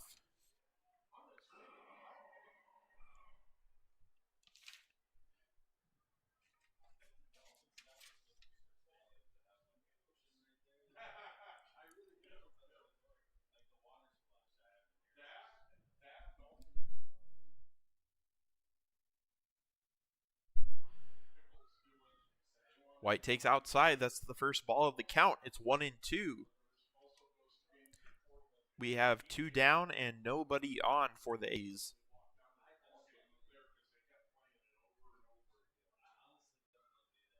He fouls that one off to the right side this time near the A's dugout.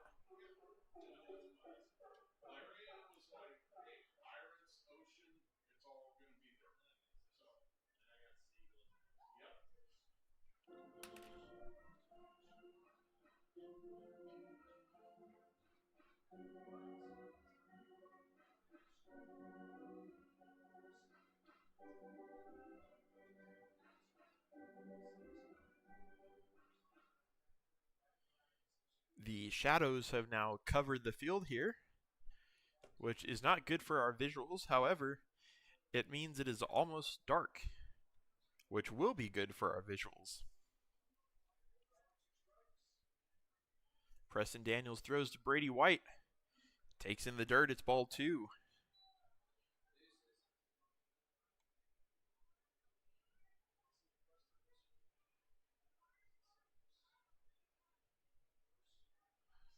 White gets ready to throw. Sunset here in Medford is 8:48 p.m. About 18 minutes from now.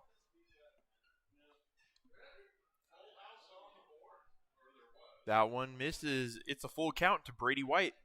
He's worked his way from 0-2 to 3-2.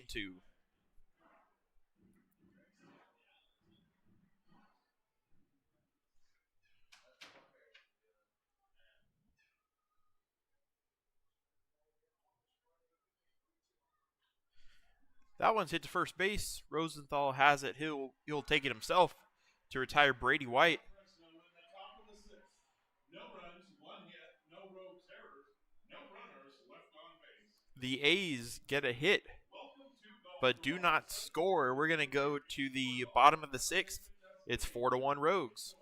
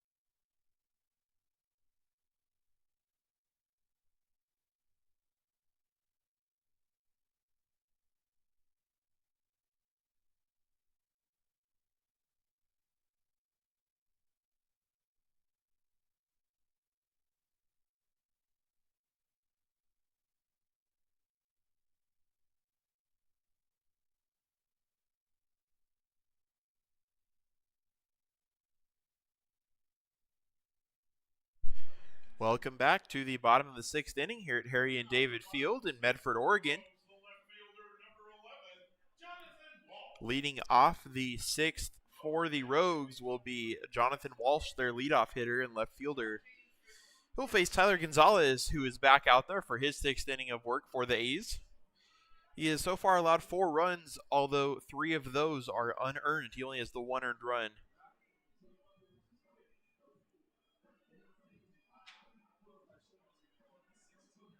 Jake's trying to fix his mask. That was broken.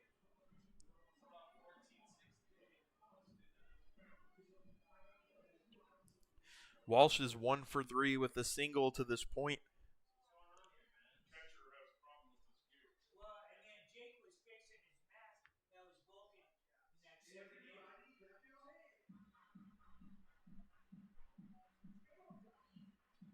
We have an equipment issue with Hartley's mask. He seems to get it fixed. The first pitch from Gonzalez here in the 6th is strike 1.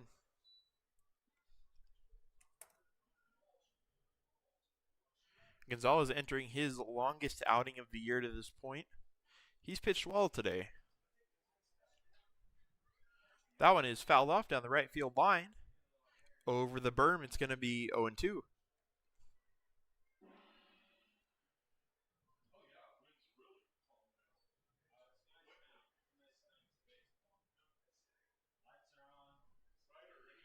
The pitch is in the dirt, does not chase. It's 1-2.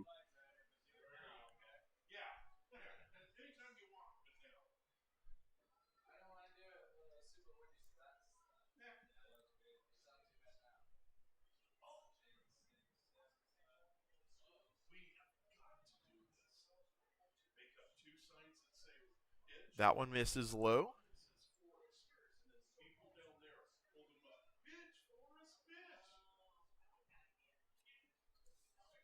The 2-2 pitch to Jonathan Walsh is close, but called a ball. It's 3-2. Walsh, like Brady White last inning, has worked his way from an 0-2 count to a 3-2 count.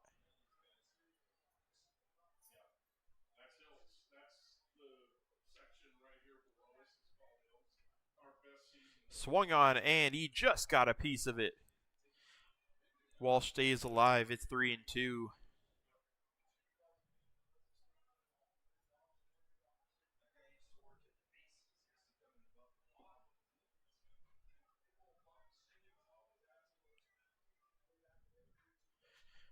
That one hit down the right field line and barely foul.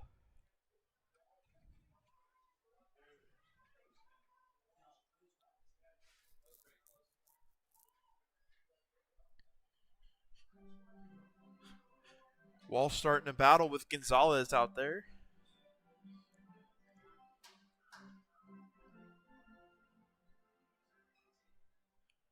As we enter the 7th pitch of this at-bat.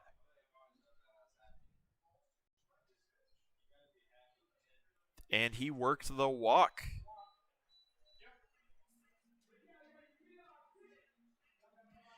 That's going to put a runner on to lead off the 6th. And will bring up Jaden Newsbauer.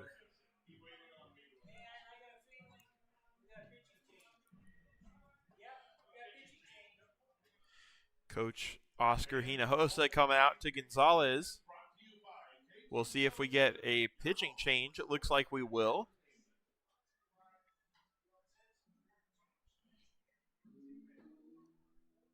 We'll see who that is coming out.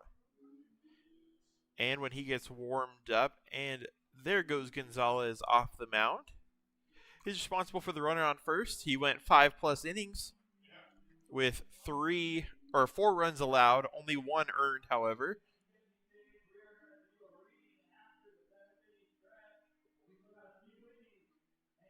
And it looks like it'll be Josh Moreno, the new pitcher, when we get back, when he gets warmed up.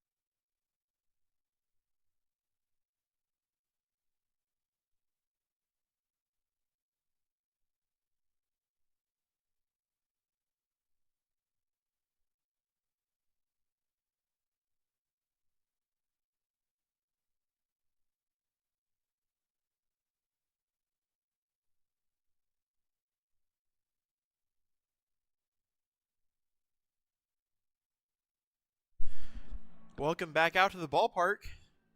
I either need some glasses or binoculars.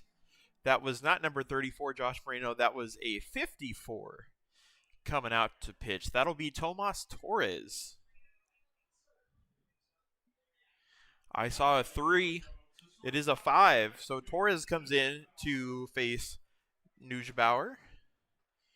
Nujbauer, the only rogue with 2 hits today, is 2 for 3. He has an RBI. Immediately throws back over to Walsh at first, but nothing doing.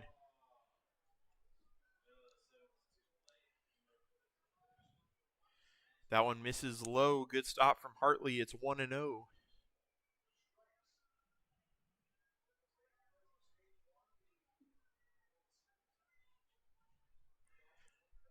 By the way, since Angel Mejia came in to pinch run for Michael Gonzalez, he is playing shortstop. It is Caleb Rico now at third for the A's.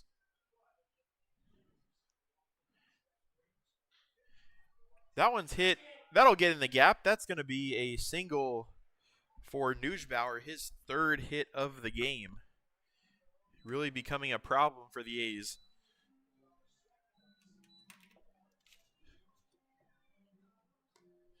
And it'll bring in Larson Custer. Now batting the designated hitter, number 43, Larson Custer.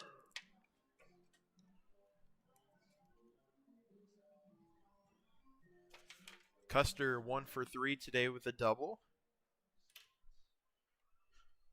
He will hit with runners on first and second with nobody out. Torres throws. That one is fouled way up, but it'll be out of play. Strike 1.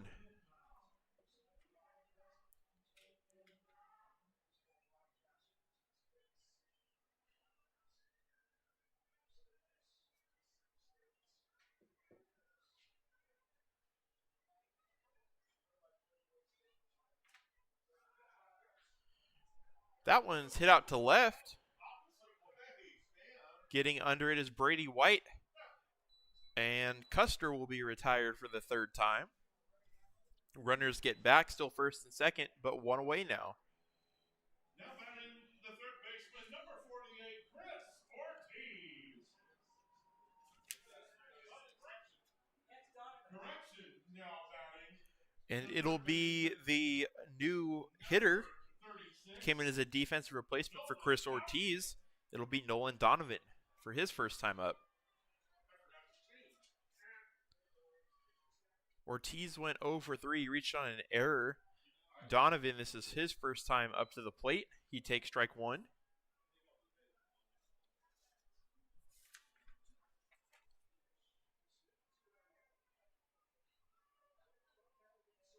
Nolan Donovan hitting 200 on the year, 2 hits and 10 at-bats. Hartley guns down the runner trying to steal. That was Jonathan Walsh. No stolen base on that. On the other one. Walsh gets caught stealing. Crowd doesn't like it, but that was the call on the field. The other runner will advance to second. It'll be runner at second with 2 away. Second time Jordan Hartley has gunned someone down trying to steal a bag. The pitch from Torres is low. Runner's going to go. And they get Nujbauer. Very close play. Crowd definitely not happy about that one. They might converge and talk about that, but the call on the field as of now is another caught stealing. Jordan Hartley with the cannon tonight. Call on the field will look to stand. That's going to be a 3rd out of the inning.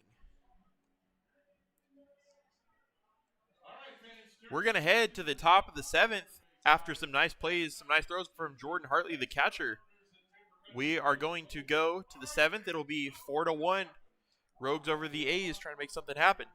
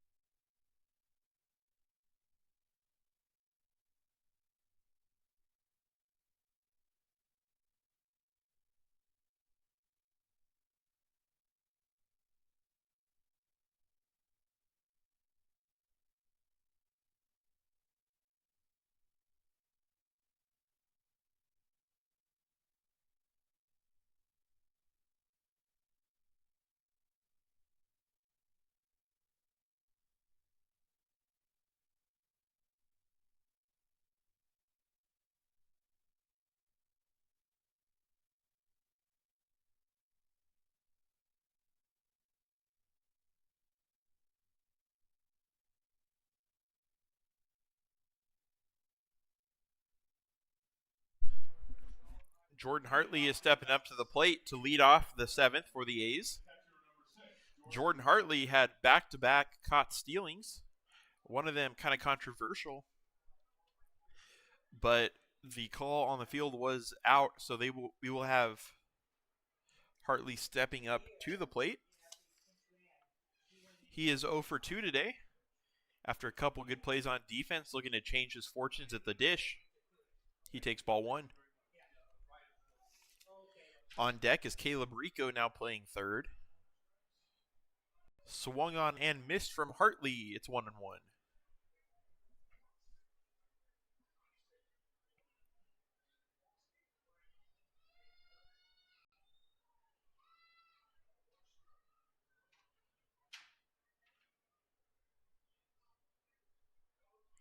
The pitch is swung on and missed again at the breaking ball in the dirt. It's going to be 0-2, or 1-2 rather.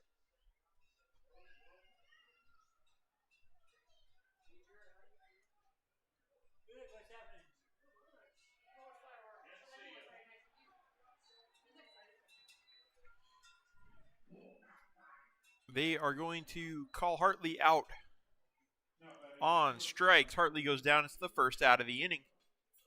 It'll bring up Rico with nobody on and 1 out.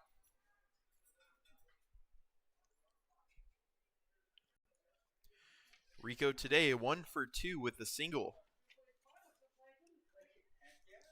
Have to add that it was not the RBI single, but it did get Brady White, who was on second, over to third. Rico takes the ball. It's 1-0.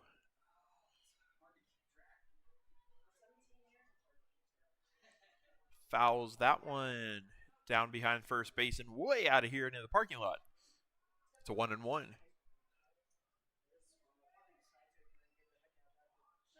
Caleb Rico played his last collegiate season this past spring at University of Mary. Oh, and he gets hit by the pitch there. Doesn't seem too thrilled about that one. There's going to be a runner on first after Rico gets plunked.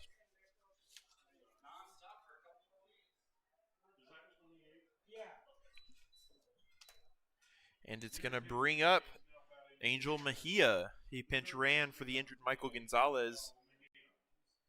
He's getting his first ups of the day.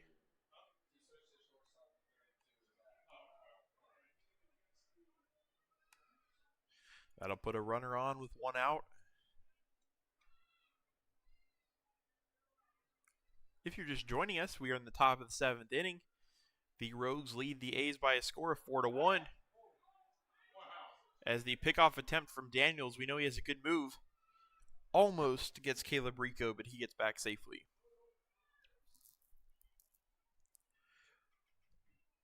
Rico's someone you have to watch out for. He leads the A's in stolen bases. Pickoff attempt again, and that time they get him.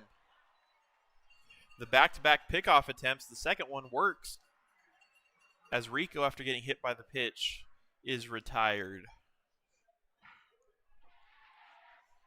Got some more fireworks going off out there in right center field.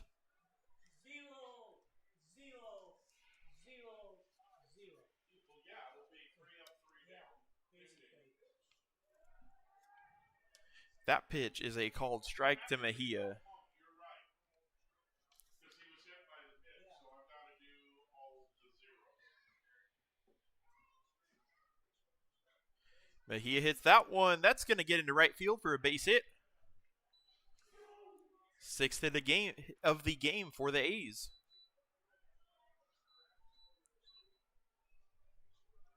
Now that is the second baseman, number 40, Landon McAnally.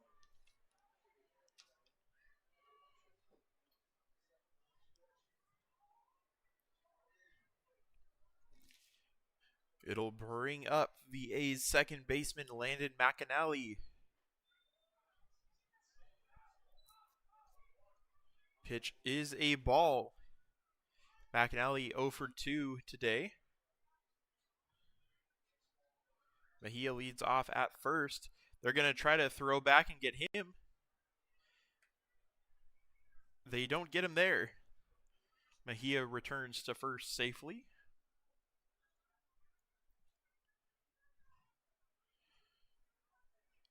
McAnally awaits the 1-0 pitch. Is outside, ball 2.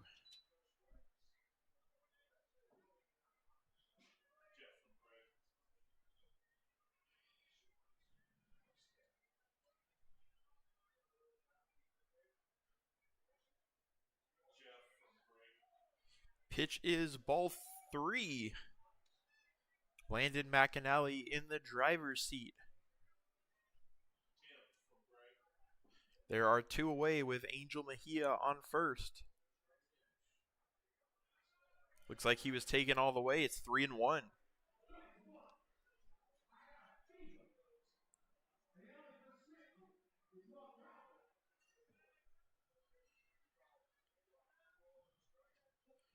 The pitch is a called outside strike. It's a full count.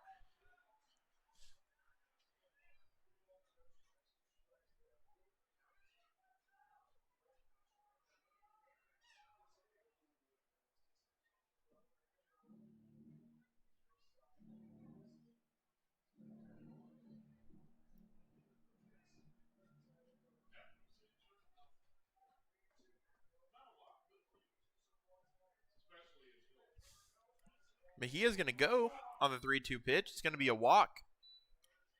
And Landon McAnally is on for the first time today. Puts a runner in scoring position for the A's.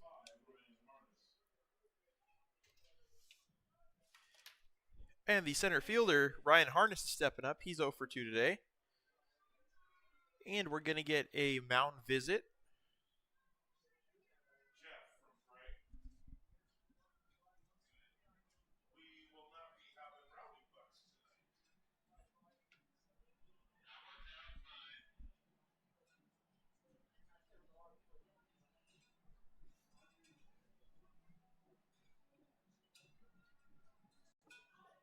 Doesn't look like we're going to get a pitching change here. Just looks like a little pep talk after the walk.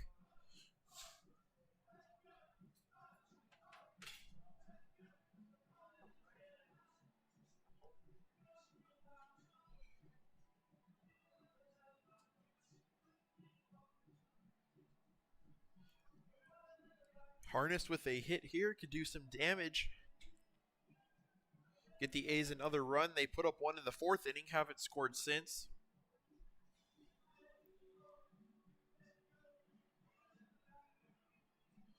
Let me update that there are now runners at first and second.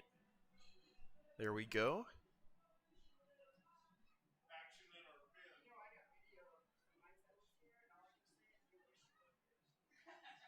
I totally spaced mentioning you're wearing the jersey they're going to wear tomorrow. I saw that spot when they were talking to the picture. That was my chance.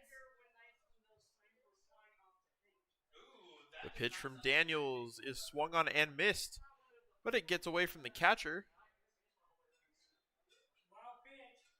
It's a strike, but the runners advance. It is now second and third for the A's. 0-1 count to Harness.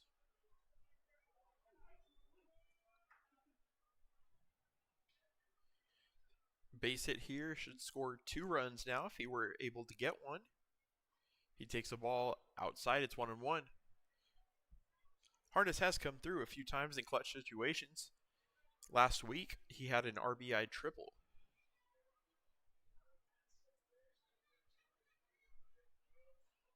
The pitch from Daniels to Harness is high, ball 2.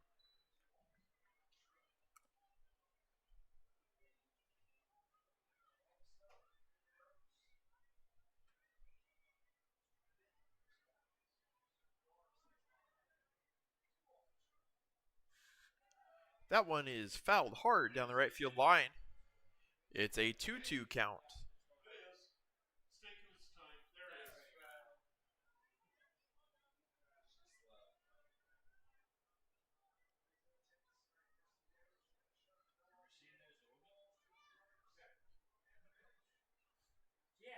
That one is close pitch, ball 3. It's going to be a full count now to Harness. With Scott Mitchell on deck. Daniels technically has a base to work with as first is open. We'll see what he can do with the pitch. Harness hits that one down the third baseline. It's going to be just foul.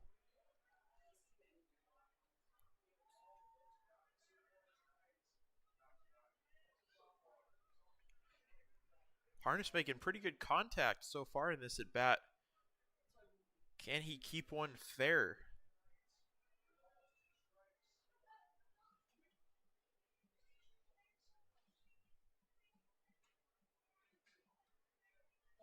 Oh. And that one is going to hit Ryan Harness. That'll load up the bases.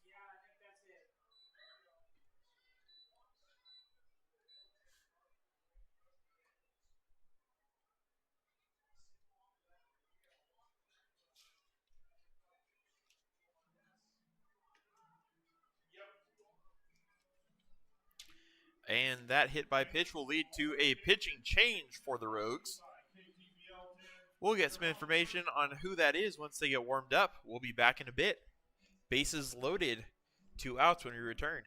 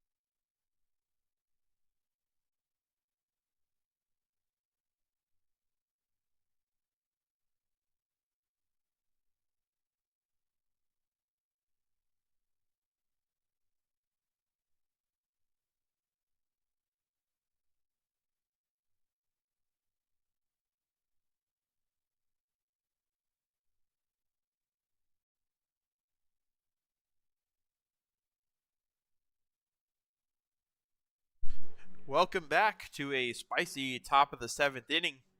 The A's have loaded the bases against the Rogues with 2 outs. New pitcher after the hit by pitch from Daniels to Harness is going to be Hayden Kendrick. Kendrick in 5 innings so far this season has a 1.80 ERA. 5 innings in 4 games, mostly a reliever. Seeing if he can get out of this bases loaded 2-out jam as the A's leadoff hitter Scott Mitchell comes up to the plate. Mitchell looking for his first hit of the day. Now would be a fantastic time to do it. He takes outside, but it's strike 1.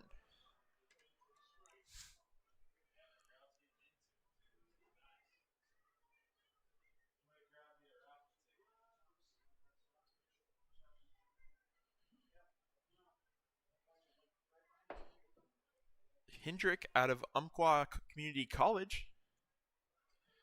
Scott Mitchell gets some advice from first base coach Ethan Winter.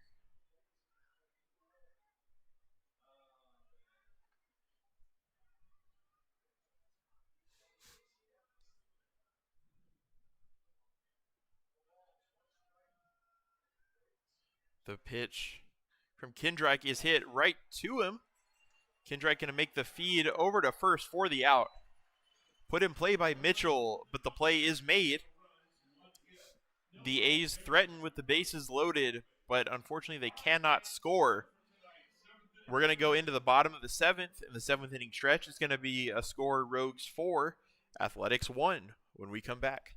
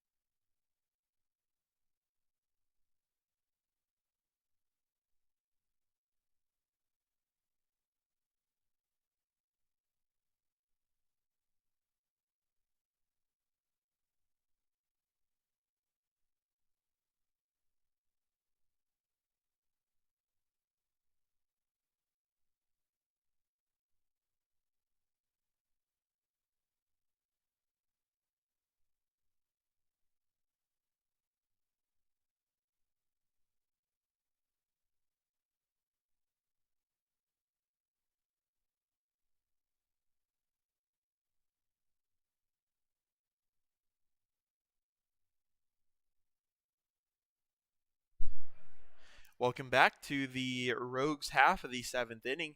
It's the bottom of the 7th, and the hitter is Nolan Donovan facing Tomas Torres, who's back out after his relief work in the 6th. It is a 1-1 count after a foul ball and a ball from Torres. That one misses just high. It's ball 2.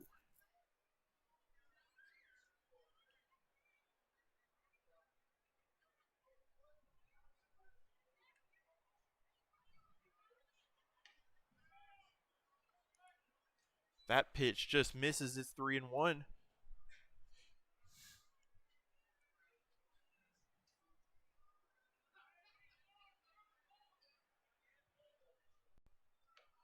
Swung on and missed. It's a full count now.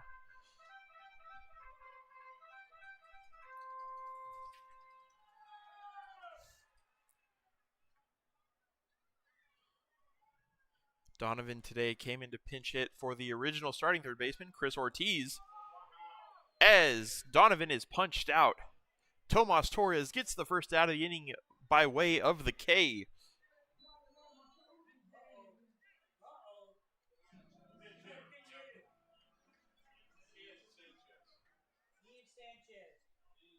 And it looks like we're going to get a pinch hitter now for the Rogues. It's going to be number 26, Kian Sanchez, another Stanislaus State product.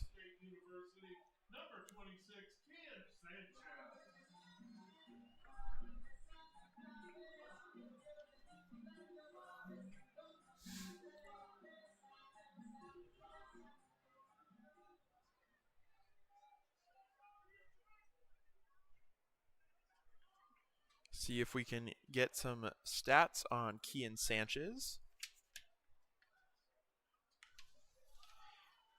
Might not need him as he pops directly up to second base. McAnally under it. He's going to get out number 2.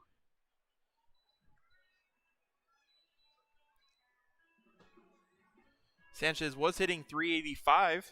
He's hitting a little bit lower than that now. After the pop out to McAnally. It's going to bring up the second baseman for the Rogues, Bo Blake.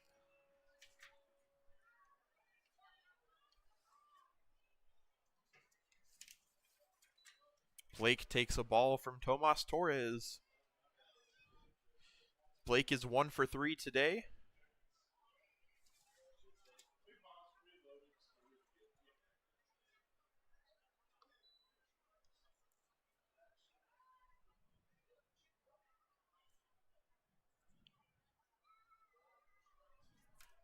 The pitch from Torres is hit well out into left, but Brady White has a beat on it. He's coming in.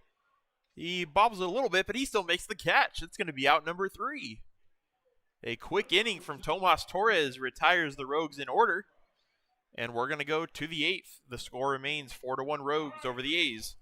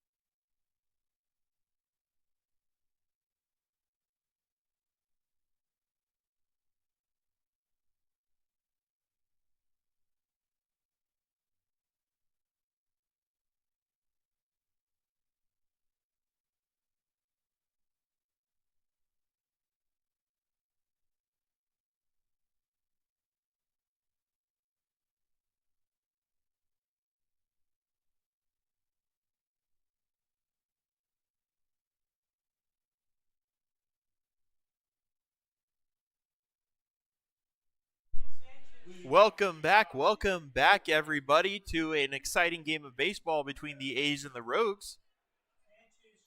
Coming up to hit now for your Fresno A's in the top of the 8th inning. I didn't update that, but it is Ned Cheklich.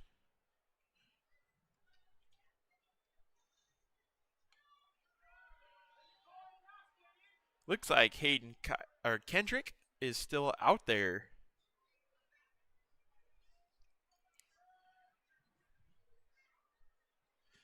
Kendrick came in for one batter and got Scott Mitchell to ground out in a bases loaded situation. That one's hit out to second. Second baseman slips, and it'll take him off the bag. Throw offline is going to allow Cheklich to get to first on another error. Now batting the designated hitter, number 20, Grant Kinsel. It's going to bring up the A's DH, Grant Kinsel. Kinsel 1 for 3, but he has the lone RBI for the A's. There are also not 2 outs. There's nobody out. Scorebug should be fixed now, as Kendrick comes in to face Kinsel. Brady White, of course, on deck. Kinsel takes low and away, ball 1. Kinsel on the season moves up to 23 RBIs.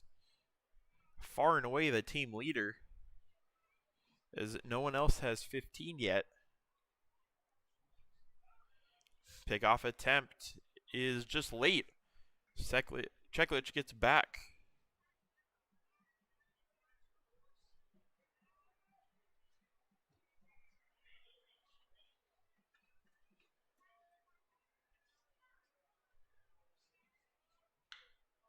That one's hit well into left center field from Kinsel. That one is signed, sealed, and delivered into left center field. That one is gone. The 4th home run of the season for Grant Kinsel. That's a big one. It's a 3-4 game now.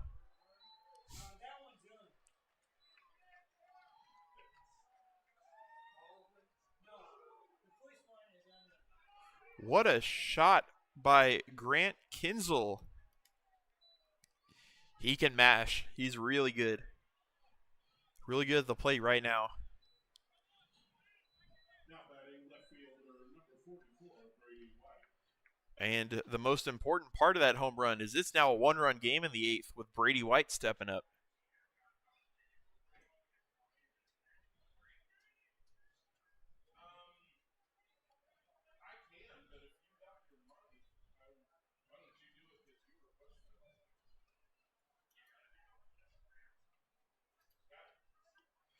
Brady White takes the ball.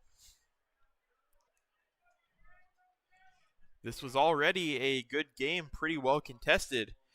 It just got even closer.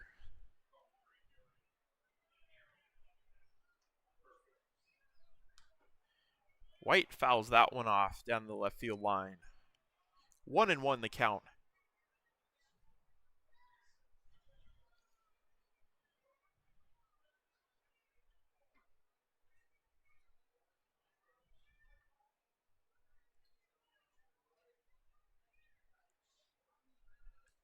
The pitch from Kendrick is a called strike 2.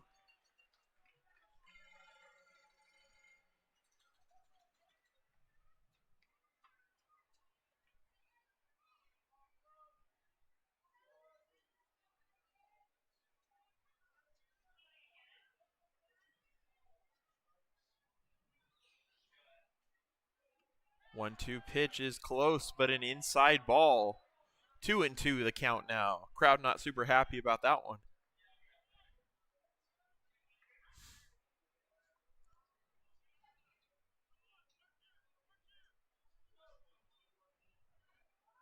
White today is 1 for 3.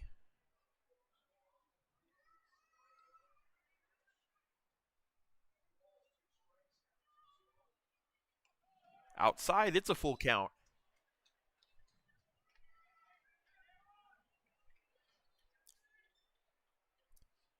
Jordan Hartley, the A's catcher, awaits on deck.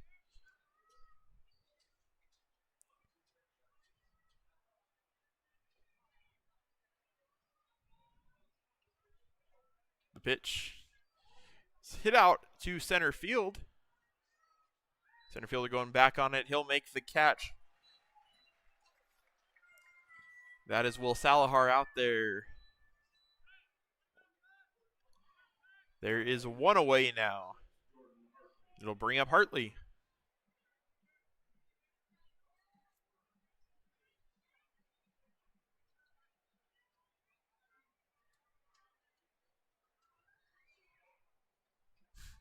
Hartley with nobody on and one out.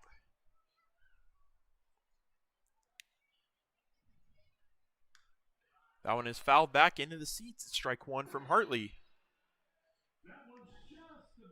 Hartley is due in this game. He's 0 for 3. Putting a runner on for Caleb Rico, who's been hot at the plate lately, is probably a good idea. I know that's what he's trying to do. He takes a ball outside to even up the count. 1-1 with one out.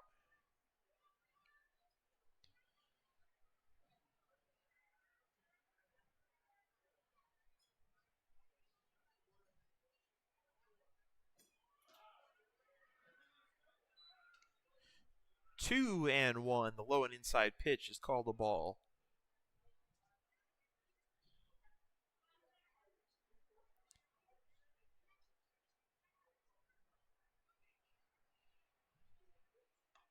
Swung on and missed. 2-2. Hartley looking to avoid the strikeout.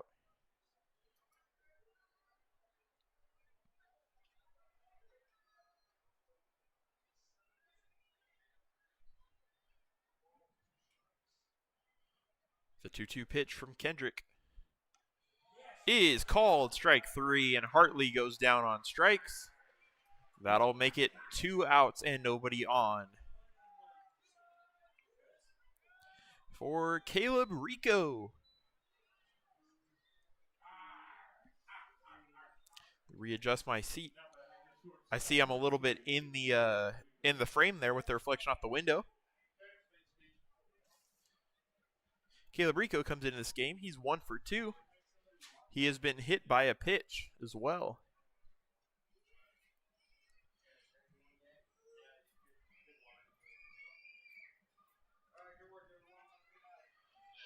That one misses outside to Rico. It's 1-0.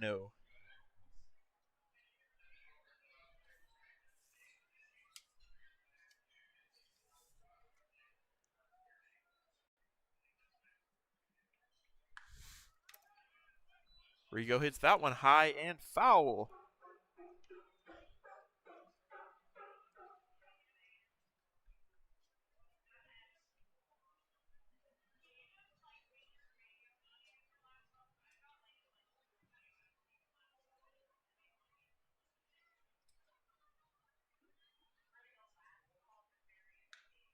Ball's hit to third.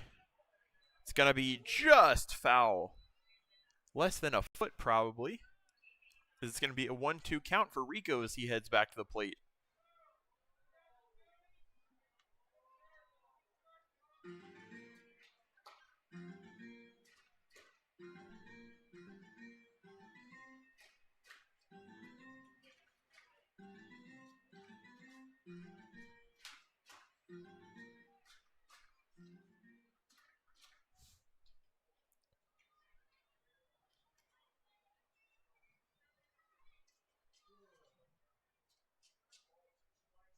The pitch is low and misses. It's ball 2. 2-2 count to Rico. A's have made Kendrick work a little bit this inning.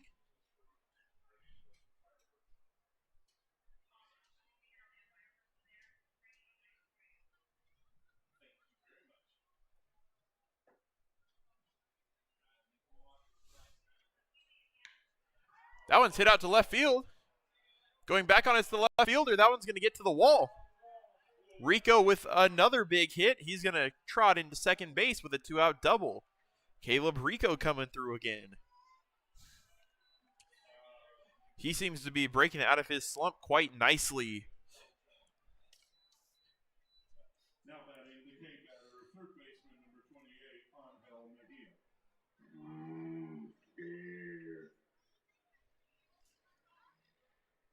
Then we got a visit. Got a mound visit now as Angel Mejia steps up to the plate. I'll update the score bug. We have a runner on second with 2 outs. That is the tying run at second now.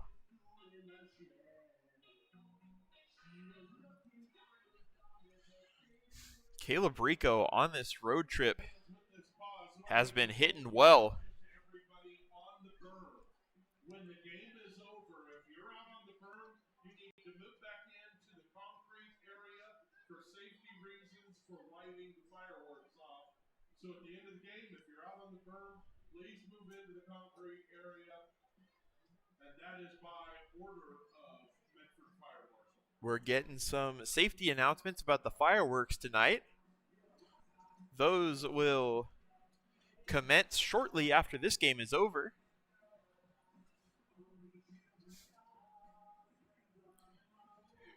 Talking big strategy here for the Rogues pitching, as the A's have already put up 2 this inning to make it a 1-run game. And now Rico puts the tying run at second base. See if Angel Mejia can lock in here. He already has a single today. Another one might score the speedy Rico.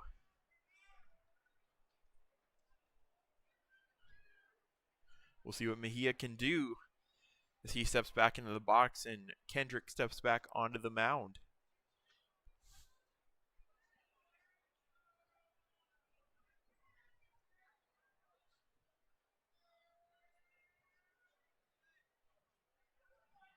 The 0-0 pitch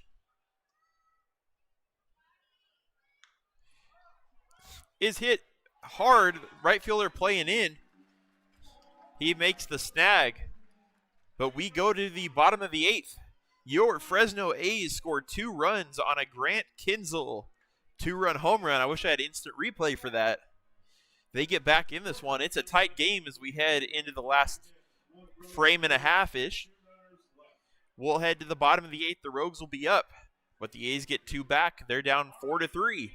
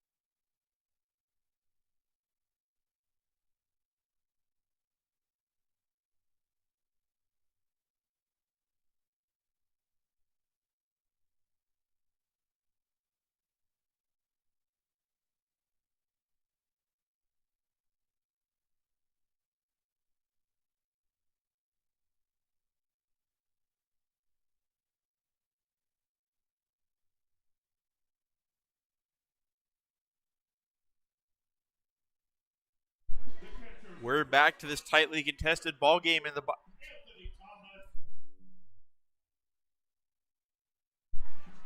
Sorry, had to cough a little bit. We're back to the bottom of the 8th in this tightly contested ball game. Anthony Thomas Jr. steps up for the Rogues. Tomas Torres, who's been good so far, continues on the mound for the A's. Swung on and missed from Thomas, strike 1. You feel like the A's kind of switched the momentum here. It was still a pretty close ball game. There's a ball, but it was kind of stagnant at 4-1 for a while. But the error And then the Kinzel home run really flipped things on its head. Swung on and missed. It's 1-2 to Thomas. Tomas pitching to Thomas. Anthony Thomas hasn't had an official at-bat today. He's 0 for 0. He has... Uh-oh. That's his second hit by pitch of the game. He also has 2 walks. He's now 0 for 0, but he's been at the plate 4 times. And he's reached all 4 times. Not the pitch you want to throw. Not the outcome at least, obviously, in a 1-2 count.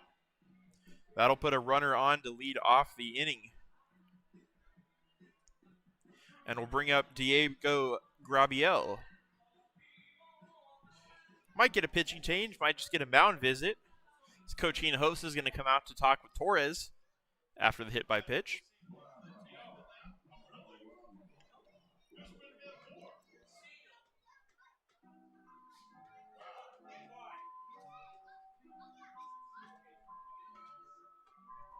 Looks like it will be Tomas Torres staying in the game.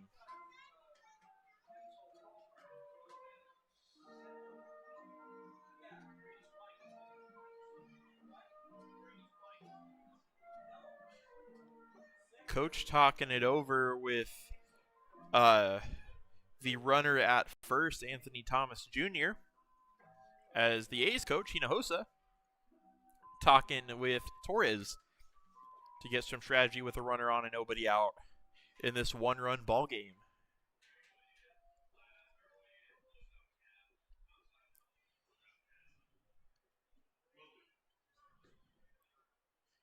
Fans, your attention, please. If you have a tab going for alcohol or food or both, please close your tabs right now. Thank you very much. Thomas goes back to first. Grabiel heads to the plate to face Torres. Grabiel is 1 for 3 with a single to this point.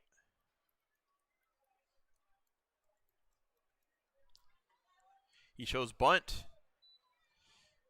Takes it back, and it's called a ball. 1-0.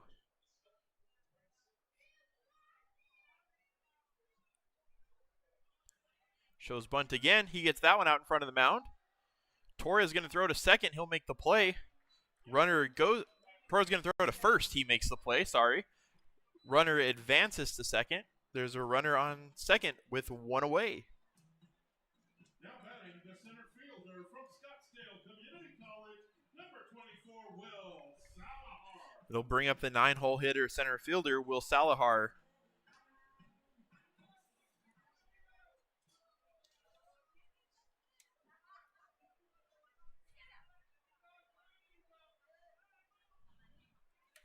Single may score a run for the Rogues. Torres trying to make sure that doesn't happen. That one's fouled back. It's 0-1.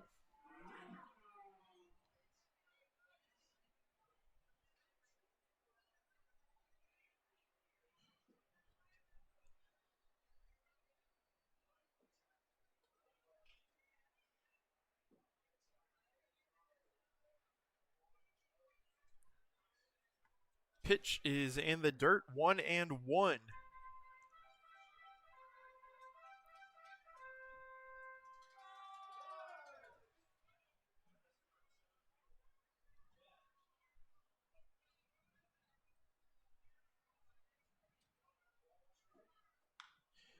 Pitch hit to the second baseman, McNally. He can't handle it.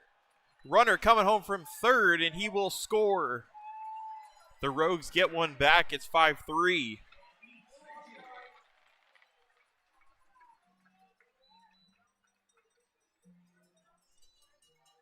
See what they rule that. Kind of a tough play.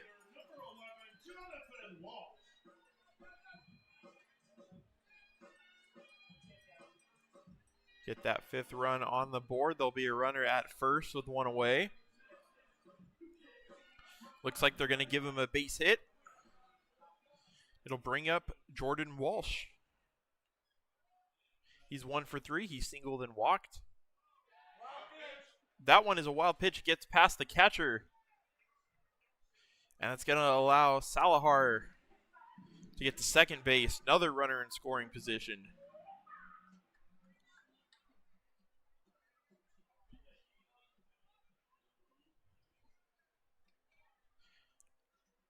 Tomas trying to dig deep. Keep this a 2-run game. Throws in a strike on the breaking ball. It's a 1-1 count.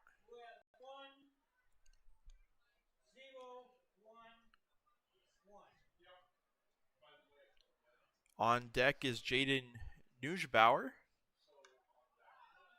Foul down the right field line, out of play. It's a 1-2 count to the hitter Walsh.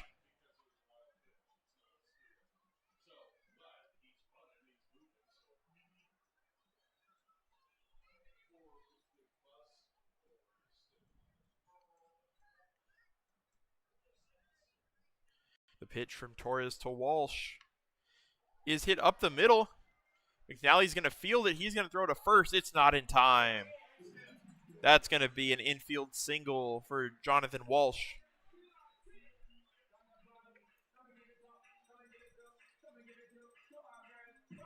Now batting the shortstop, number 6, Jaden Newsbauer. That'll put runners on the corners with 1 out. On the bright side, I guess, double play opportunity is in play.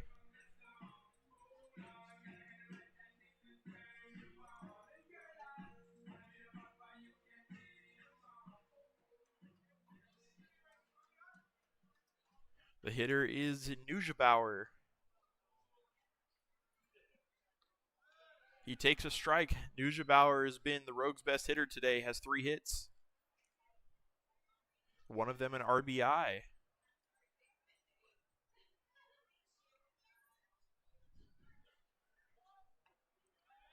Shows bunt, pulls back, it's 1-1.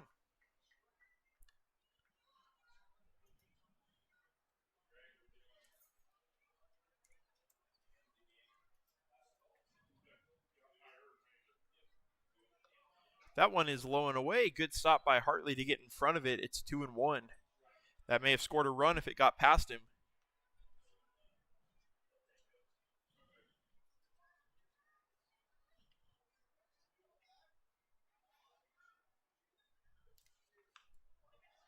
That one is tapped out. And the bunt is successful as it'll score a run. They do get Nujbauer at first. It's now 6-3 Rogues over the A's.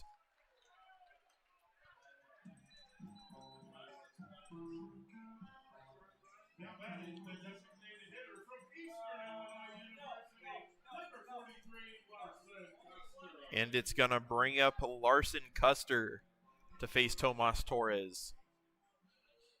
The Rogues playing small ball here to get a couple across.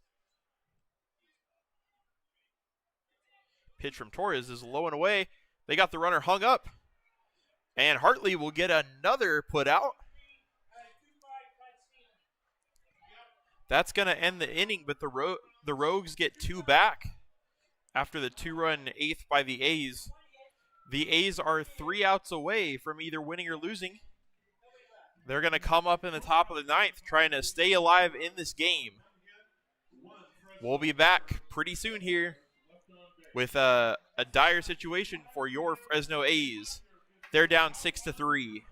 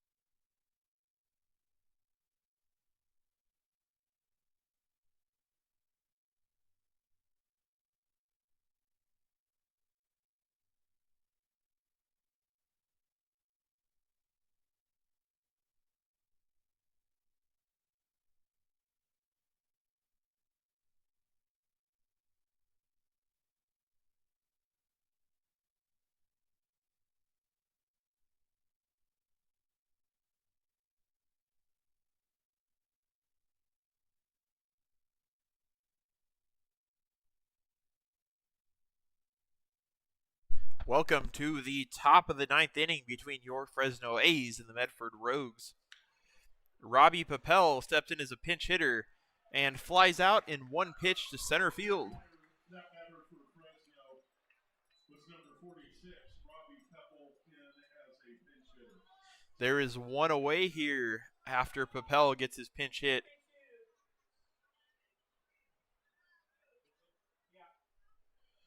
We're going to get another pinch hitter in for the A's.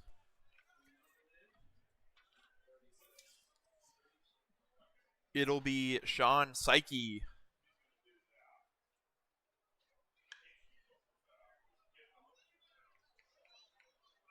Psyche hits one foul down the third baseline. It's 0-1. The A's down to their last 2 outs here. They're down 3 runs. They need some magic here if they're going to get back in this one. They're facing Caleb Randolph, by the way. I forgot to mention that. New pitcher for the Rogues.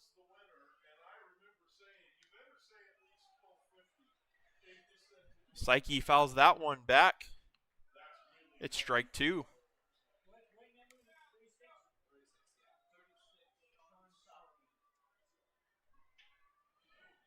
Psyche caught the second game of the Crab series. Had a hit in that game. Hoping to extend the game here for the A's. He takes high. It's 1-2. Psyche, a teammate of Caleb Rico at UMary.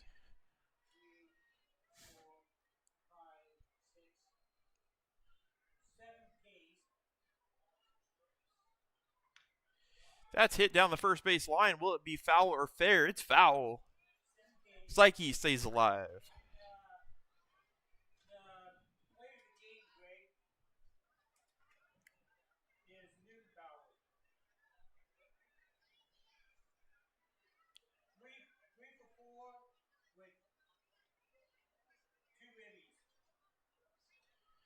The pitch from Randolph to Sean Psyche.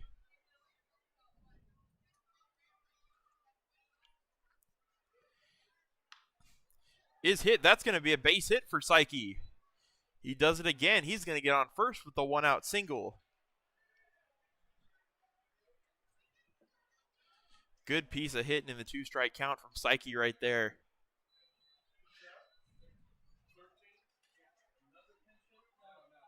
It's going to bring up the A's leadoff hitter, Scott Mitchell.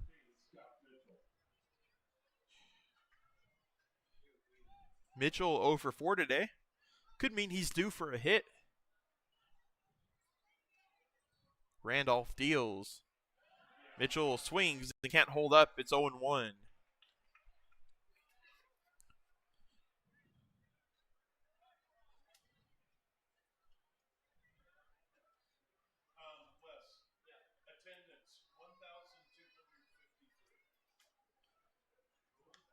That one is swung on and fouled off down the right field line. It's 0-2 to Mitchell. Mitchell looking to put a ball in play that's not a hard hit ground ball.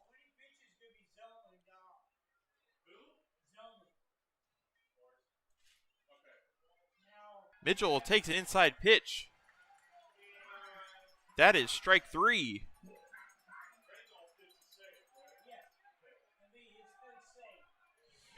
A's down to their final out. And it'll be the first baseman, Ned Cheklich.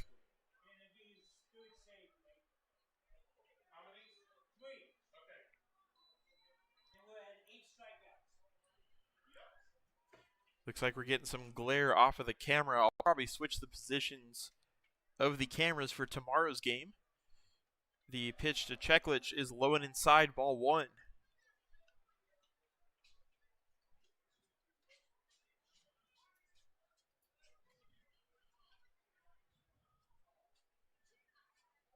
Cheklich is 1 for 4 today. He's reached twice on an error.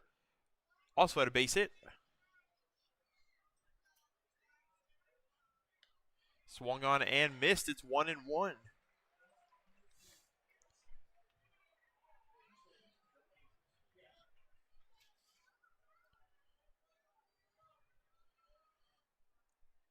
Caleb Randolph on the season for the Rogues has pitched 3 innings. He has not given up a run.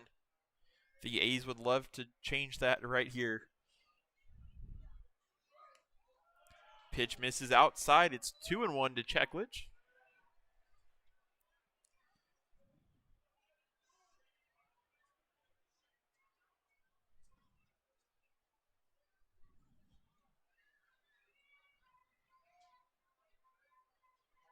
Checkledge awaits the pitch from Caleb Randolph. Fouls that one straight back into the net. It's 2-2. A's down to their last strike. Still holding on to hope, though. Make sure there are 2 outs on the scoreboard. 2 outs, runner on. It's a 2-2 pitch.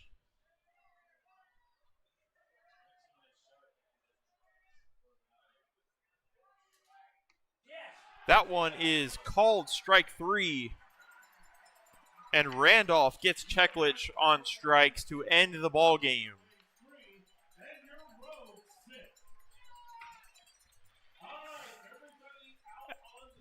As we'll switch out to our other camera angle, hopefully to catch some fireworks. The A's lose this one by a score of 6-3 to the Medford Rogues. The final lines: the Rogues had 6 runs on 10 hits and 2 errors. Your Fresno Athletics had 3 runs on 9 hits and 3 errors. Real quick, let me put the final score up for you guys, although it is an unfortunate final score. The A's tried to make a comeback. They got the 2-run home run in the 8th from Kinzel, but just came up short. All things considered, they played a good game, at least better than they had against the Crabs at Humboldt. This is definitely a step in the right direction. Hopefully they can come out tomorrow and get the win. Let me put the final score. There we go. A's 3, Rogues 6 as they drop the first one of this 3-game set. But still a lot of baseball left. We got games tomorrow and Sunday at 6:35 against the Rogues. A's looking to bounce back and get another win, or get a win. They're 0-3 on this road trip. If they can salvage the last 2, that would be fantastic for their morale coming home. They will play 9 a.m. against a conference foe on Tuesday. So, of course, we have the next 2 games against the Rogues on Saturday and Sunday. But this coming Tuesday, when we get back to Fresno, Tuesday and Wednesday, we will play the Bay Area Force, a PCCBL conference series, both at 9 a.m. at Chancey Park after this road trip. But as for this game, don't want to dwell on it too much. As I said, the A's did play better. They got 9 hits. They were in it until the very end. The Rogues just had a little too much. Obviously, Grant Kinzel had a good game. Caleb Rico had a good game. Pitching, for the most part, was good for the A's as well. Tyler Gonzalez went 5+ innings, only gave up 1 earned run. There were 4 total that scored on his watch, but only 1 was earned. Another thing, there were a few early errors for the A's that cost them a couple runs, but they cleaned it up at the end of the game, which is what they needed to do, and they came up just short.